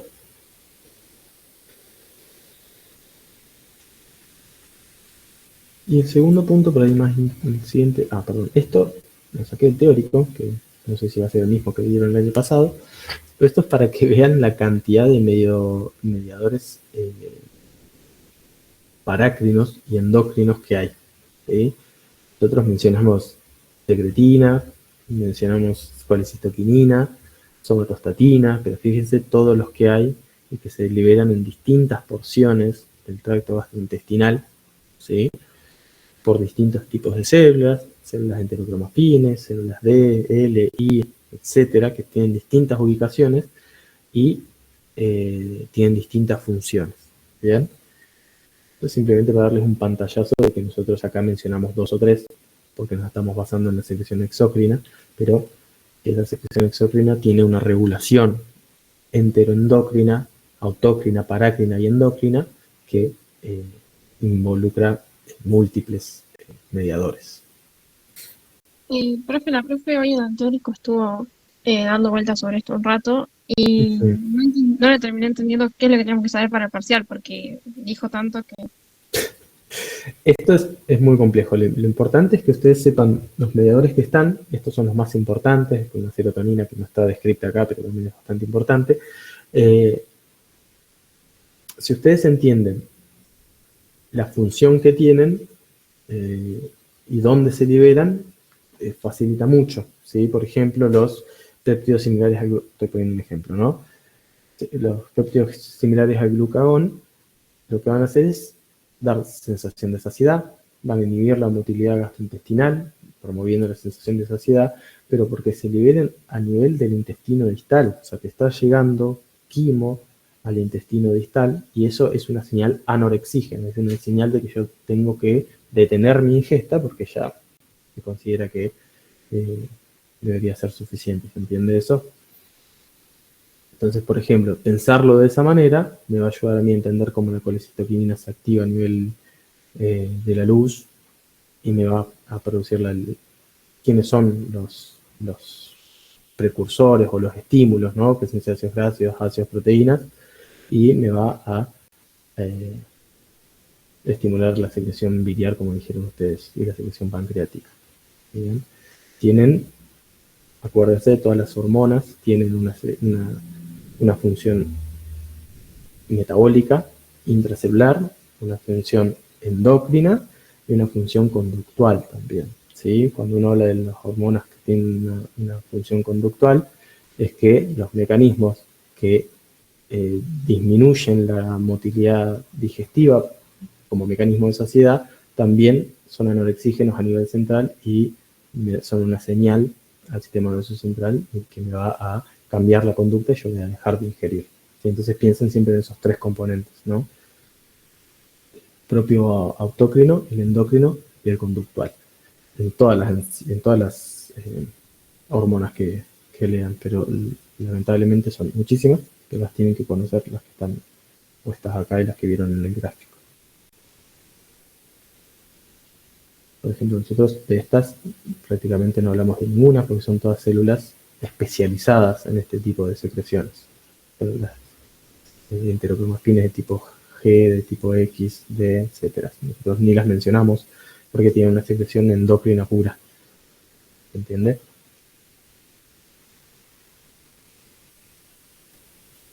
Bueno, esto era un pantallazo, sale totalmente de lo que veníamos a hablar. Y la consigna número 2, no la voy a leer, asumo que ustedes ya lo hicieron porque es enorme, pero nadie me pasó nada para poder hablar de algo que hayan hecho ustedes, pero habla del circuito enterohepático, ¿no? Y dice que los ácidos biliares, que ya sintetizamos a nivel del hepático, se conjugan, como dijimos, con glicina y taurina, como habías mencionado vos, Luz, creo. Entonces, esto no solo les permite poder excretarse, sino que también les aumenta la solubilidad. Entonces, de esta manera se pueden excretar por un medio acuoso. Y bueno, no hay mucho más ahí. Ya hablamos de cómo se vierte en el intestino, se vierte en la bilis. O sea, básicamente, estos productos, estos ácidos biliares, lo importante de esto es que se reabsorben en el 95%, o sea, se producen a nivel hepático, por su vía biliar, en parte se van a almacenar, y posterior ante estímulos con la CCK principalmente van a ser secretados a la luz, que van a discurrir por todo el tracto gastrointestinal y se van a ir absorbiendo por vía portal y van a volver a terminar en el hígado, donde se van a volver a reutilizar, ¿sí? Donde se van a reabsorber. El 95% se reabsorbe, el 5% continúa su camino y se termina degradando por las distintas, que eso ustedes lo conocen mejor que yo, las distintas productos que relacionan a la microbiota, ¿sí? Degradación por bacterias, y en definitiva van a terminar generando los pigmentos que le dan la típica coloración a la materia fecal, ¿sí? Y que eso nos ayuda también a identificar alteraciones en la secreción biliar cuando justamente esa coloración se ve alterada. Bien. El 5% de esos ácidos biliares, que dijimos que no se pueden reabsorber, es justamente lo que el hígado tiene que volver a sintetizar y es justamente lo que termina siendo parte de un producto de desecho. El no se pierde por el producto de desecho. Después menciona el hepatocito, al centro lobulillar, no sé si de esto se acuerdan ustedes, que lo vieron en histología, supongo. ¿Alguien puede explicarme qué es lo que está graficado acá? O explicarle a sus compañeros, no a mí, sino entre ustedes. ¿Qué es lo que estamos viendo en este lobulillo clásico hepático?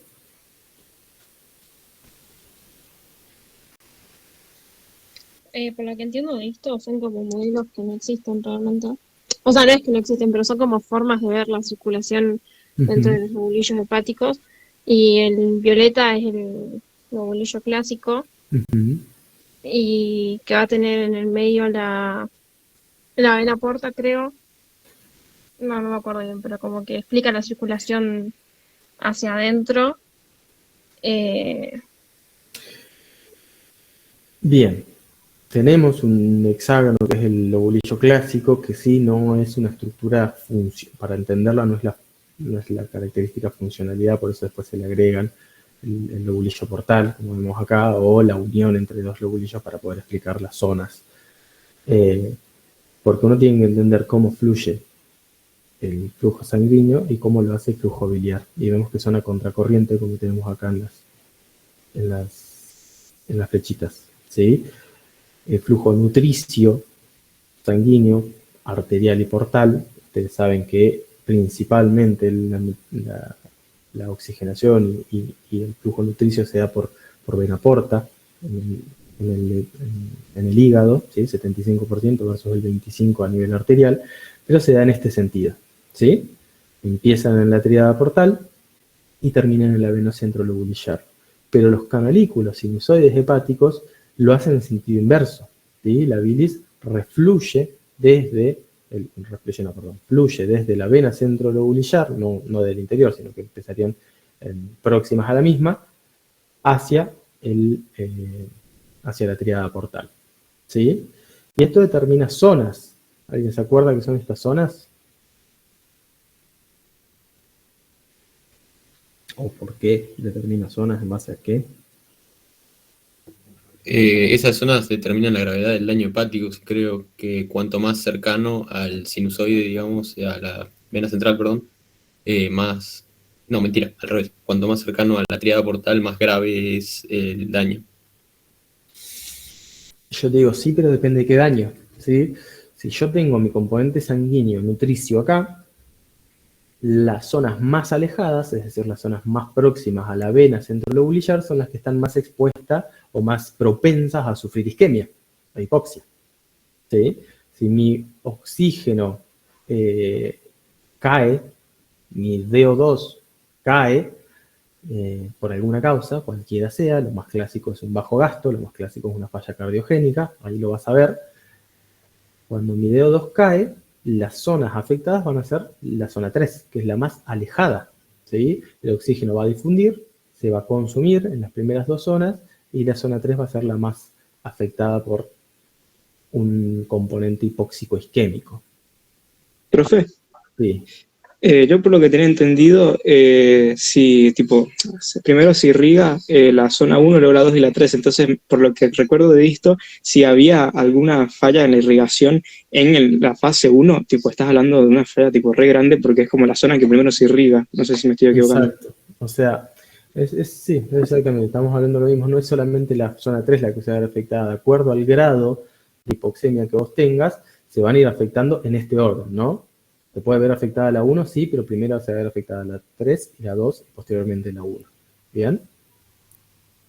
De acuerdo al grado y la difusión, la disponibilidad de oxígeno que tenga, ese sinusoide hepático va a ser la zona que esté afectada, pero lo va a hacer en este sentido.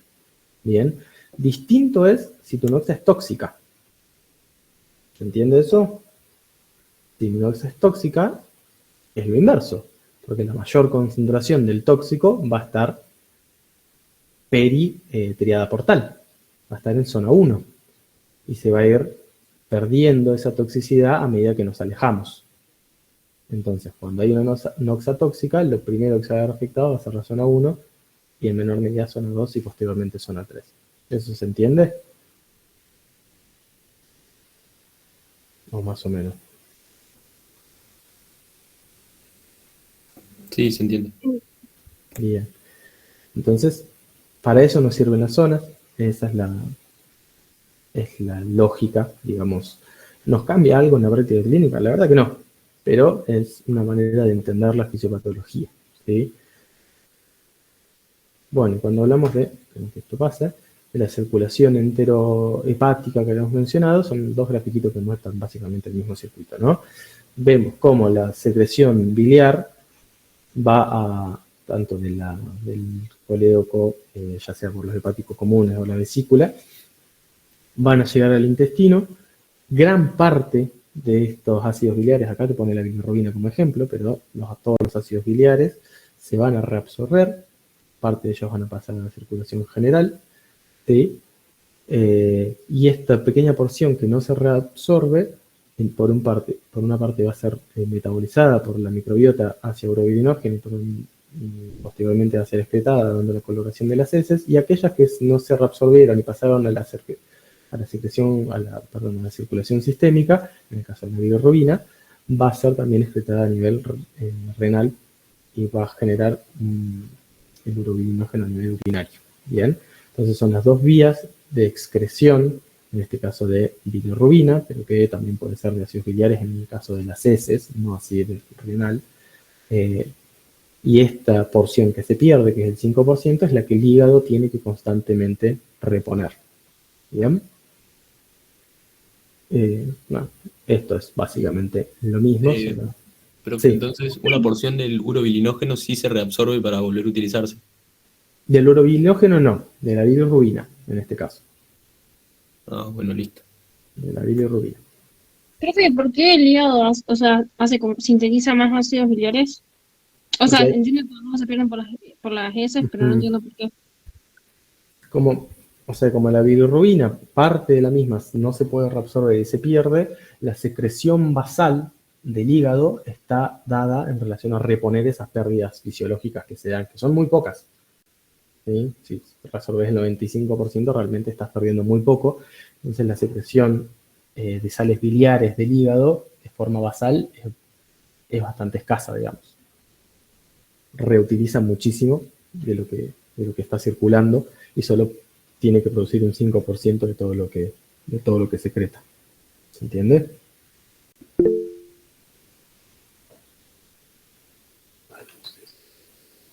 Ahí está. No sé si eso le quedó dudas, no sé si alguien armó algo más. La idea es que, obviamente, lo que te pedía la consigna es que ustedes identifiquen cuáles de las estructuras van a estar en cada una de las porciones. Supongo que eso ya lo pudieron hacer sin dificultades, ¿no? Dónde van a estar los colangiocitos, dónde van a estar los hepatocitos, dónde van a estar las glándulas acinales pancreáticas y los ductos pancreáticos, ¿sí? Dónde va a estar el enterocito, etc. Esa era la idea de esto. Y vamos al último, que es un poco más clínico. ¿Hay dudas con este circuito enterohepático y la utilidad que tiene?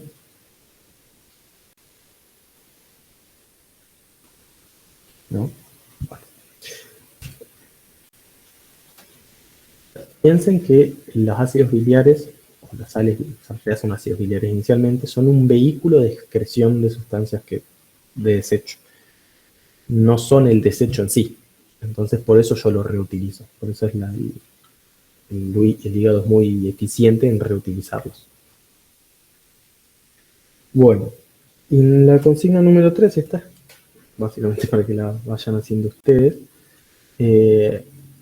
Las vamos a ir mencionando, yo no escribí nada en esto. Menciona las distintas enzimas que podemos evaluar en un hepatograma, ¿sí? Que va a... Ustedes ya las conocen, bilirrubinas totales, sus dos fracciones, GOT, GPT, PAL, son las típicas, y menciona también la GGT, ¿sí? La idea es que ustedes puedan definir cada una de estas, qué es la bilirrubina total, qué es la porción directa y qué es la porción indirecta. Y alguien quiere ir describiendo qué es la bilis, la bilirrubina, por ejemplo, ya dijimos, y qué significa que sea directa o indirecta.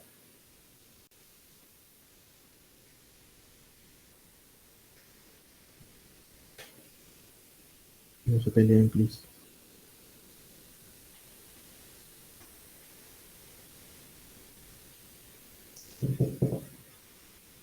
¿Qué es la bilirrubina, chicos? Cualquiera, corresponde. ¿No era la proteína que mantenía como la presión osmótica de la sangre, como la retención del líquido? ¿O me estoy equivocando? ¿La bilirrubina? ¿No es el residuo de la hemoglobina? Sí, es el producto final de la degradación de la hemoglobina. Bien. Perfecto, hasta ahí estamos de acuerdo. Y ahora, ¿por qué tiene una porción que nosotros llamamos directa y otra indirecta? ¿A qué hace referencia eso? No tiene nada que ver con lo de conjugada y no conjugada, ¿no? Tiene todo que ver con qué es conjugada y no conjugada. ¿Cuál de ellas es la conjugada y cuál de ellas es la no conjugada? Y la no conjugada es la que llega al hígado. Ajá. Y bueno, en el hígado es que se conjuga. Bien. O sea que la indirecta sería la no conjugada y la directa sería la conjugada. ¿Se entiende? Bien, eso es definición. Profe, entonces si te da alta la bilirrubina directa, es como ¿directa? lo más grave. ¿Es como qué? Eso sería lo más grave. O sea, porque significa que el hígado no está pudiendo No sé si no te habla de gravedad, te habla de que las fracciones son distintas. Si yo tengo bilis total elevada, yo tengo que ver cuál de las fracciones está elevada. Puede estar elevada la directa, puede estar elevada la indirecta, o ambas. ¿Bien? Si yo tengo una alteración en la bilirrubina directa, yo tengo que pensar que hay un problema hepático.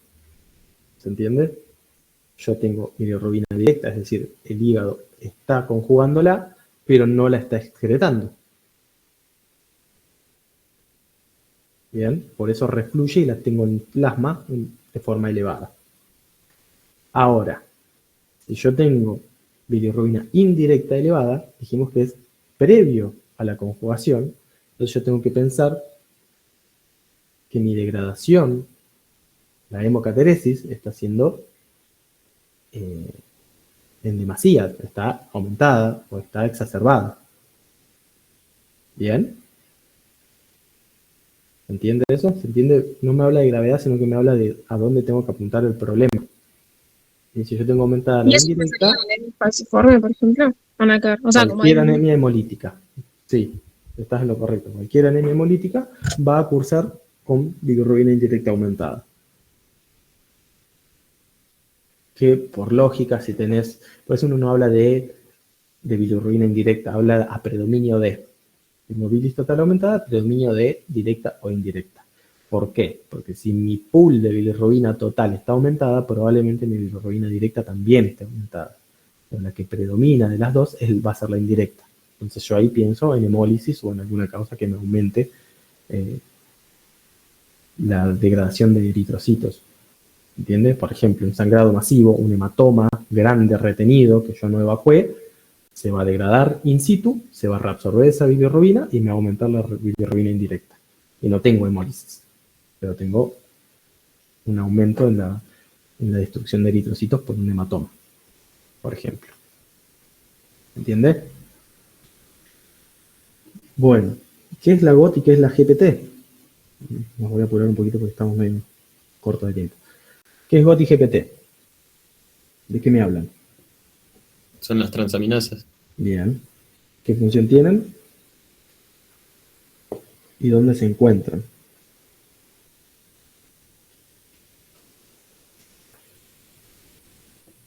Son enzimas así del hígado, digamos, hepáticas, Ujú. y que la función era, si mal no me acuerdo, catalizar la reacción hacia los dos lados de la transaminación de el alfa-cetoácido Ujú.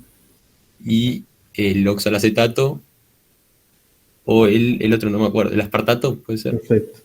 Sí, en glutamato y bueno, la otra parte no me la acuerdo.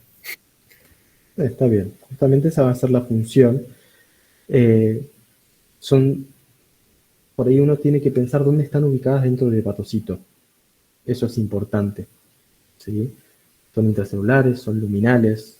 ¿Dónde están ubicadas? ¿Están solo en los hepatocitos? Eso también hay que pensarlo. Esos son de gluconeogénesis, ¿no?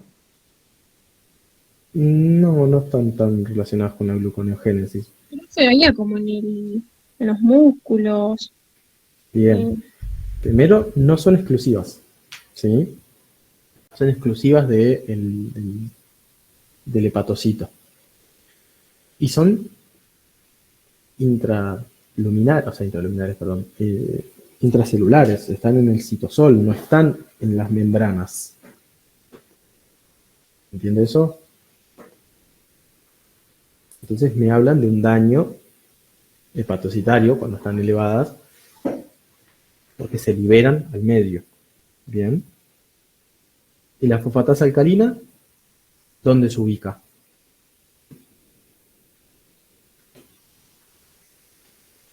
Las membranas. ¿Cuál membrana?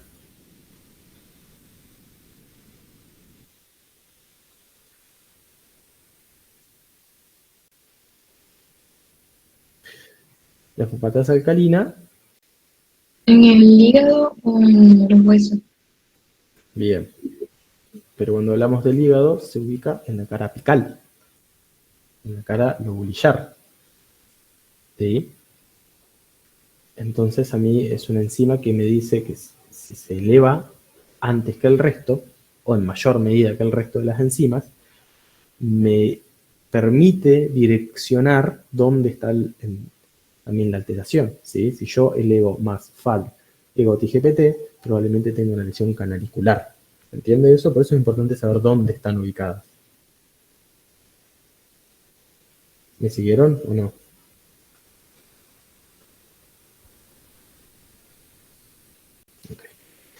Okay. Y como vos bien dijiste, también está a nivel óseo.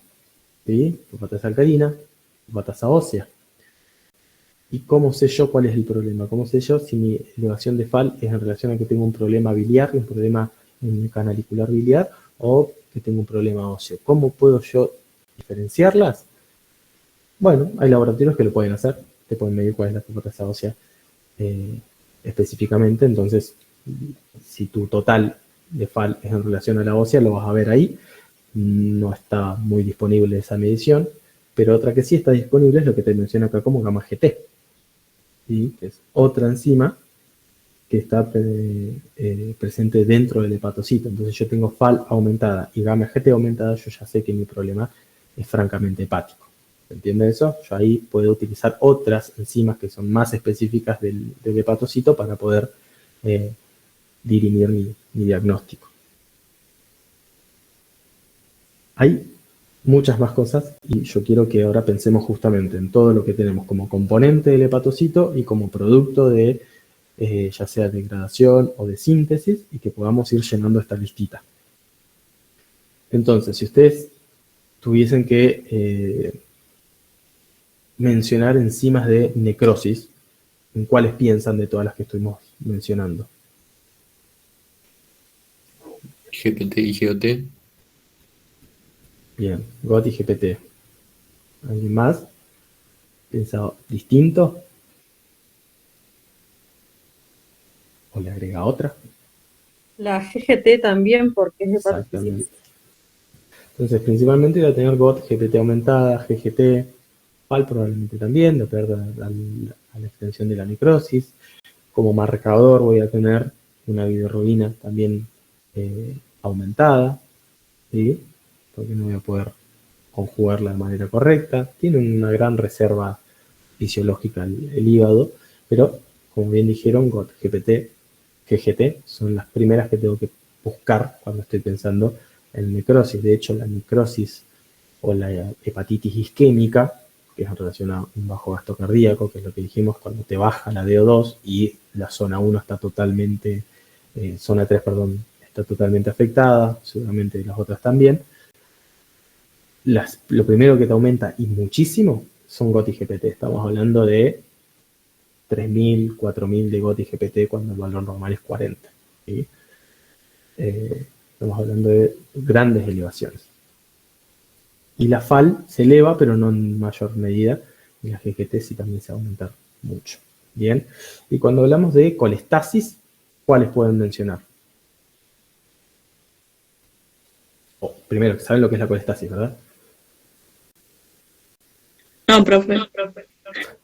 Bueno, estasis habla de quietud. Y cole viene del colerético. Es la éstasis del ácido o de la bilis. Si hay éstasis de la bilis, ¿en qué pienso? La bilis no fluye. Por lógica, La FAL puede estar aumentada. bien. La lógica es, hay una obstrucción. ¿Sí? Si la bilis no fluye, yo tengo una obstrucción en la vía biliar. Y mencionaron que la FAL va a estar muy aumentada. Y yo estoy totalmente de acuerdo. ¿Qué más se va a ver alterado? La bilirrubina conjugada y no conjugada. Bien. ¿Cuál es la que principalmente se va a ver aumentada de esas dos? La conjugada. La conjugada. La bilirrubina directa me va a aumentar mucho. ¿Por qué? Porque refluye. Como no puede excretarse de forma correcta, refluye y pasa hacia la sangre sistémica, ¿sí? La función del hepatocito no está alterada. La conjuga de forma correcta, pero no la puede excretar de forma correcta. Entonces refluye y yo la veo reflejada con una bilis total aumentada, a predominio directo, con FAL aumentada y bueno, depende del grado, puede ser muy severo y tener también la elevación de GOT, GPT y otras alteraciones, pero principalmente uno tiene que pensar en enzimas de colestasis, como ustedes dijeron, FAL y bilirrubina total a predominio directo. Bien. Y si es una masa ocupante, esto es un invento, no existen enzimas de masa ocupante, pero la idea es que enzimas se van a aumentar si tengo una masa ocupante, si tengo una tumoración hepática. Che, profe, una consulta para la anterior, para las enzimas de colestasis. ¿No entraría Sí. también la GT? La GGT puede estar también, sí, está aumentada. Como bien dijimos, si uno no puede dirimir ese aumento de FAL, puede utilizar la GGT. También está en la cara luminal, así que también se vería aumentada.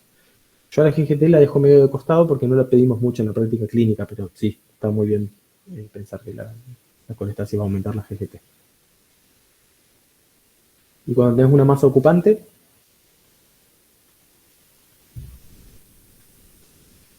está un poco compleja, ¿no? Vos tenés en el seno de todos los sinusoides hepáticos algo exógeno, bueno, exógeno no, pero algo anormal que está comprimiendo todas las estructuras. ¿Sí? Entonces también va a dar algo similar a colestasis, que tiene ciertas características distintas, que me habla de colestasis intrahepática. ¿Sí? Voy a tener aumentada FAL, voy a tener aumentada GGT, voy a tener aumentada bilis total a premio directo, y probablemente pueda llegar a tener alguna lesión de GOT y GPT si esa masa ocupante genera una reacción inflamatoria perilesional y también genera lesión. Bien. ¿Se entiende eso? Es una colestasis, pero es intrahepática. ¿Sí? Se llama intrahepática y extrahepática de acuerdo a dónde está la obstrucción. Bueno, y enzimas de fibrinogénesis, acá los quiero ver, porque yo lo tuve que buscar eso. ¿Alguien encontró algo de eso? Díganme que no se encontraron nada, ¿no? No se pide de forma habitual enzimas de fibrinogénesis y no están muy establecidas dentro de la práctica clínica habitual.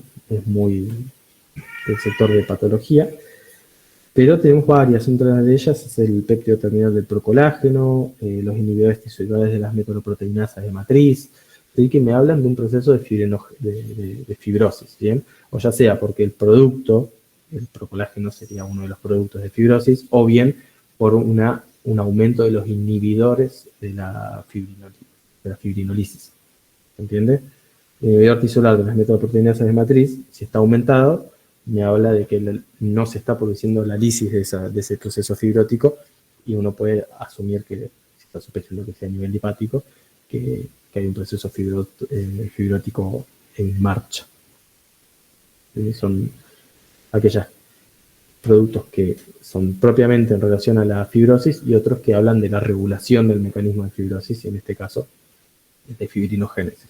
Si los inhibidores están aumentados, uno asume que la fibrogénesis está aumentada. La verdad es que no es muy utilizado como medito. Pero la otra parte que sí me interesa mucho es estos últimos dos, el estudio metabólico. Ustedes si tuviesen que pensar la síntesis hepática lipídica, ¿qué se les ocurre que podrían pedir? Sí, vamos a hablar de la funcionalidad hepática. Ya hablamos de enzimas que me hablan de daño. Pero ahora yo quiero establecer si eso me genera alteración de la función. Bien. Ya hablamos de la bilirrubina, que me habla de función porque habla de la conjugación, la gluconeogenación y la excreción. Pero ¿qué otros elementos del laboratorio o bioquímico se les ocurren que podríamos pedir para evaluar la función hepática?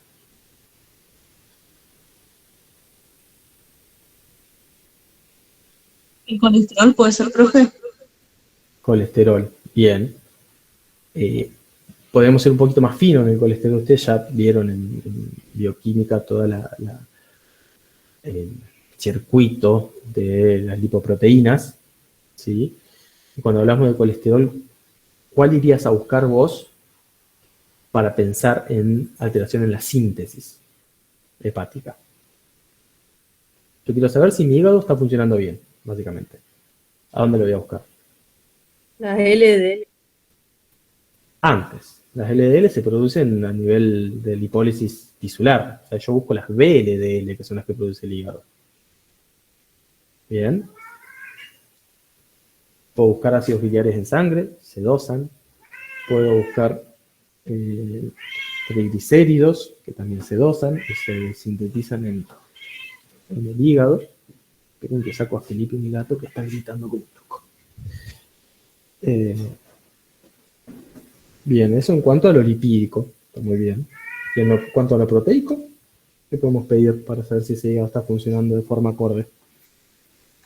Profe, una consulta.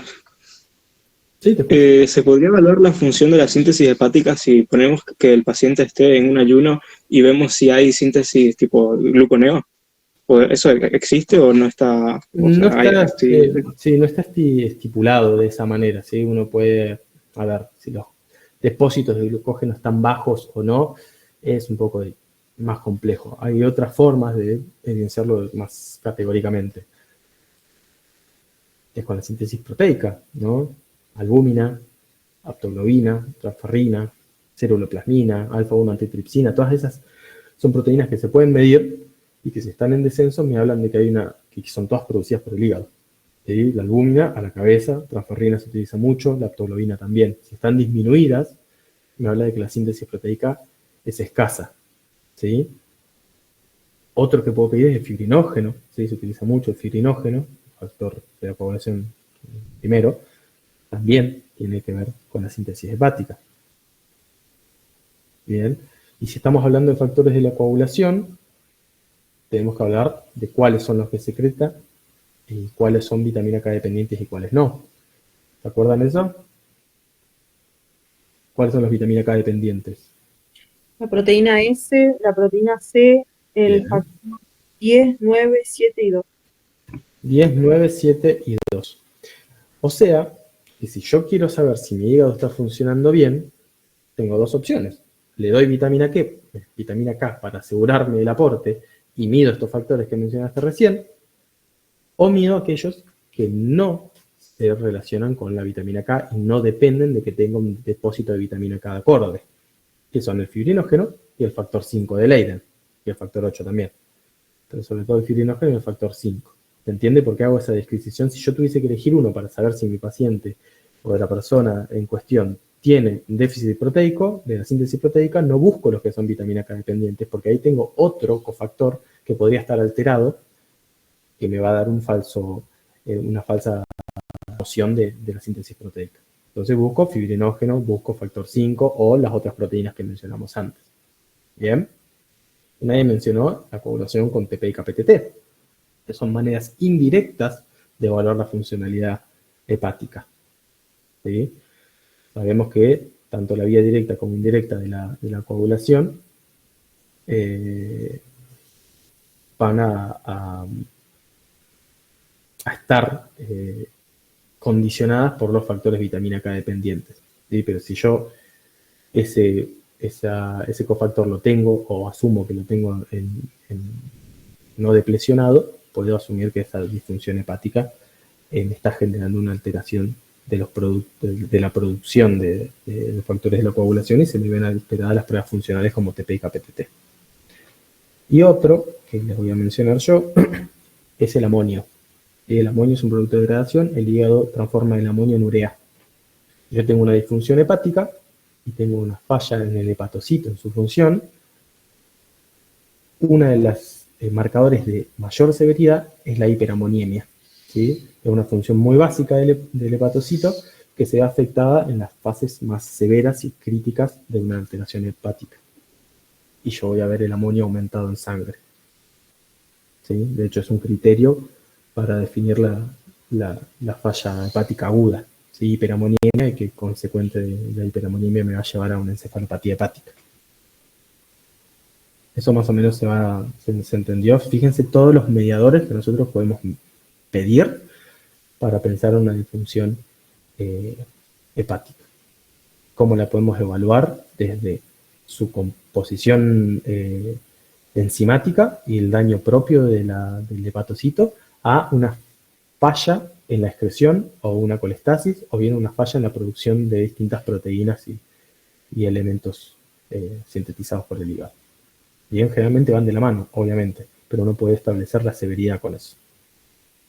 Y por último, una situación problema, lo vemos hiper rápido porque ya no sé cuánto nos queda, que quiero que analicen rápidamente el gráfico a lo largo del tiempo no es muy relevante, pero sí inicialmente, ¿qué es lo que ven? Tenemos GOT de 13, GPT de 16, normales, bilirrubina total de 5,3, a predominio indirecto 4,3, directo de 1 y una FAL de 193 que es normal. ¿Dónde ponen ustedes la bala de que está el problema?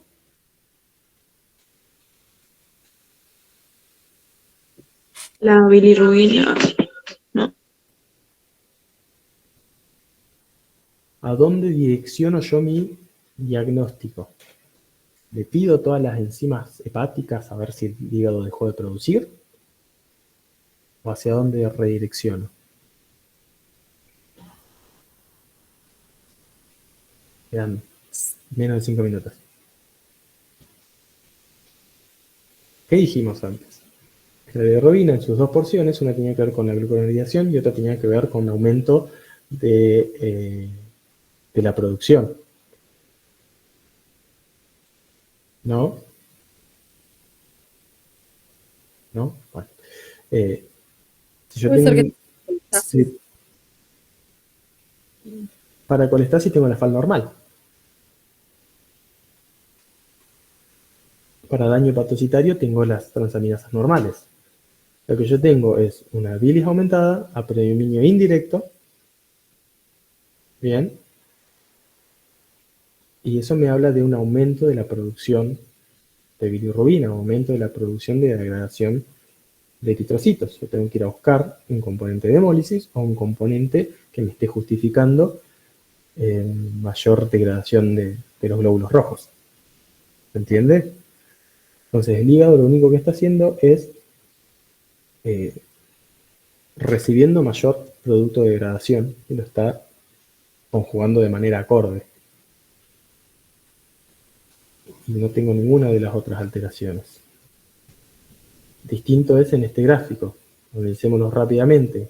Primer evento, tengo elevación de la FAL, elevación de la gamma GT, elevación de GOT, esto sería GOT, menos elevación de GPT, elevación de bilirrubina total a predominio directo. Tenemos 4,1, 4 es de bilirrubina directa. ¿Dónde pienso que está la alteración en este caso?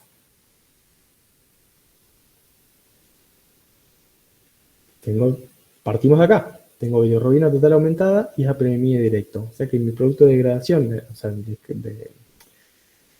previo a la conjugación, la indirecta está normal y yo estoy teniendo más directa, más conjugada en sangre.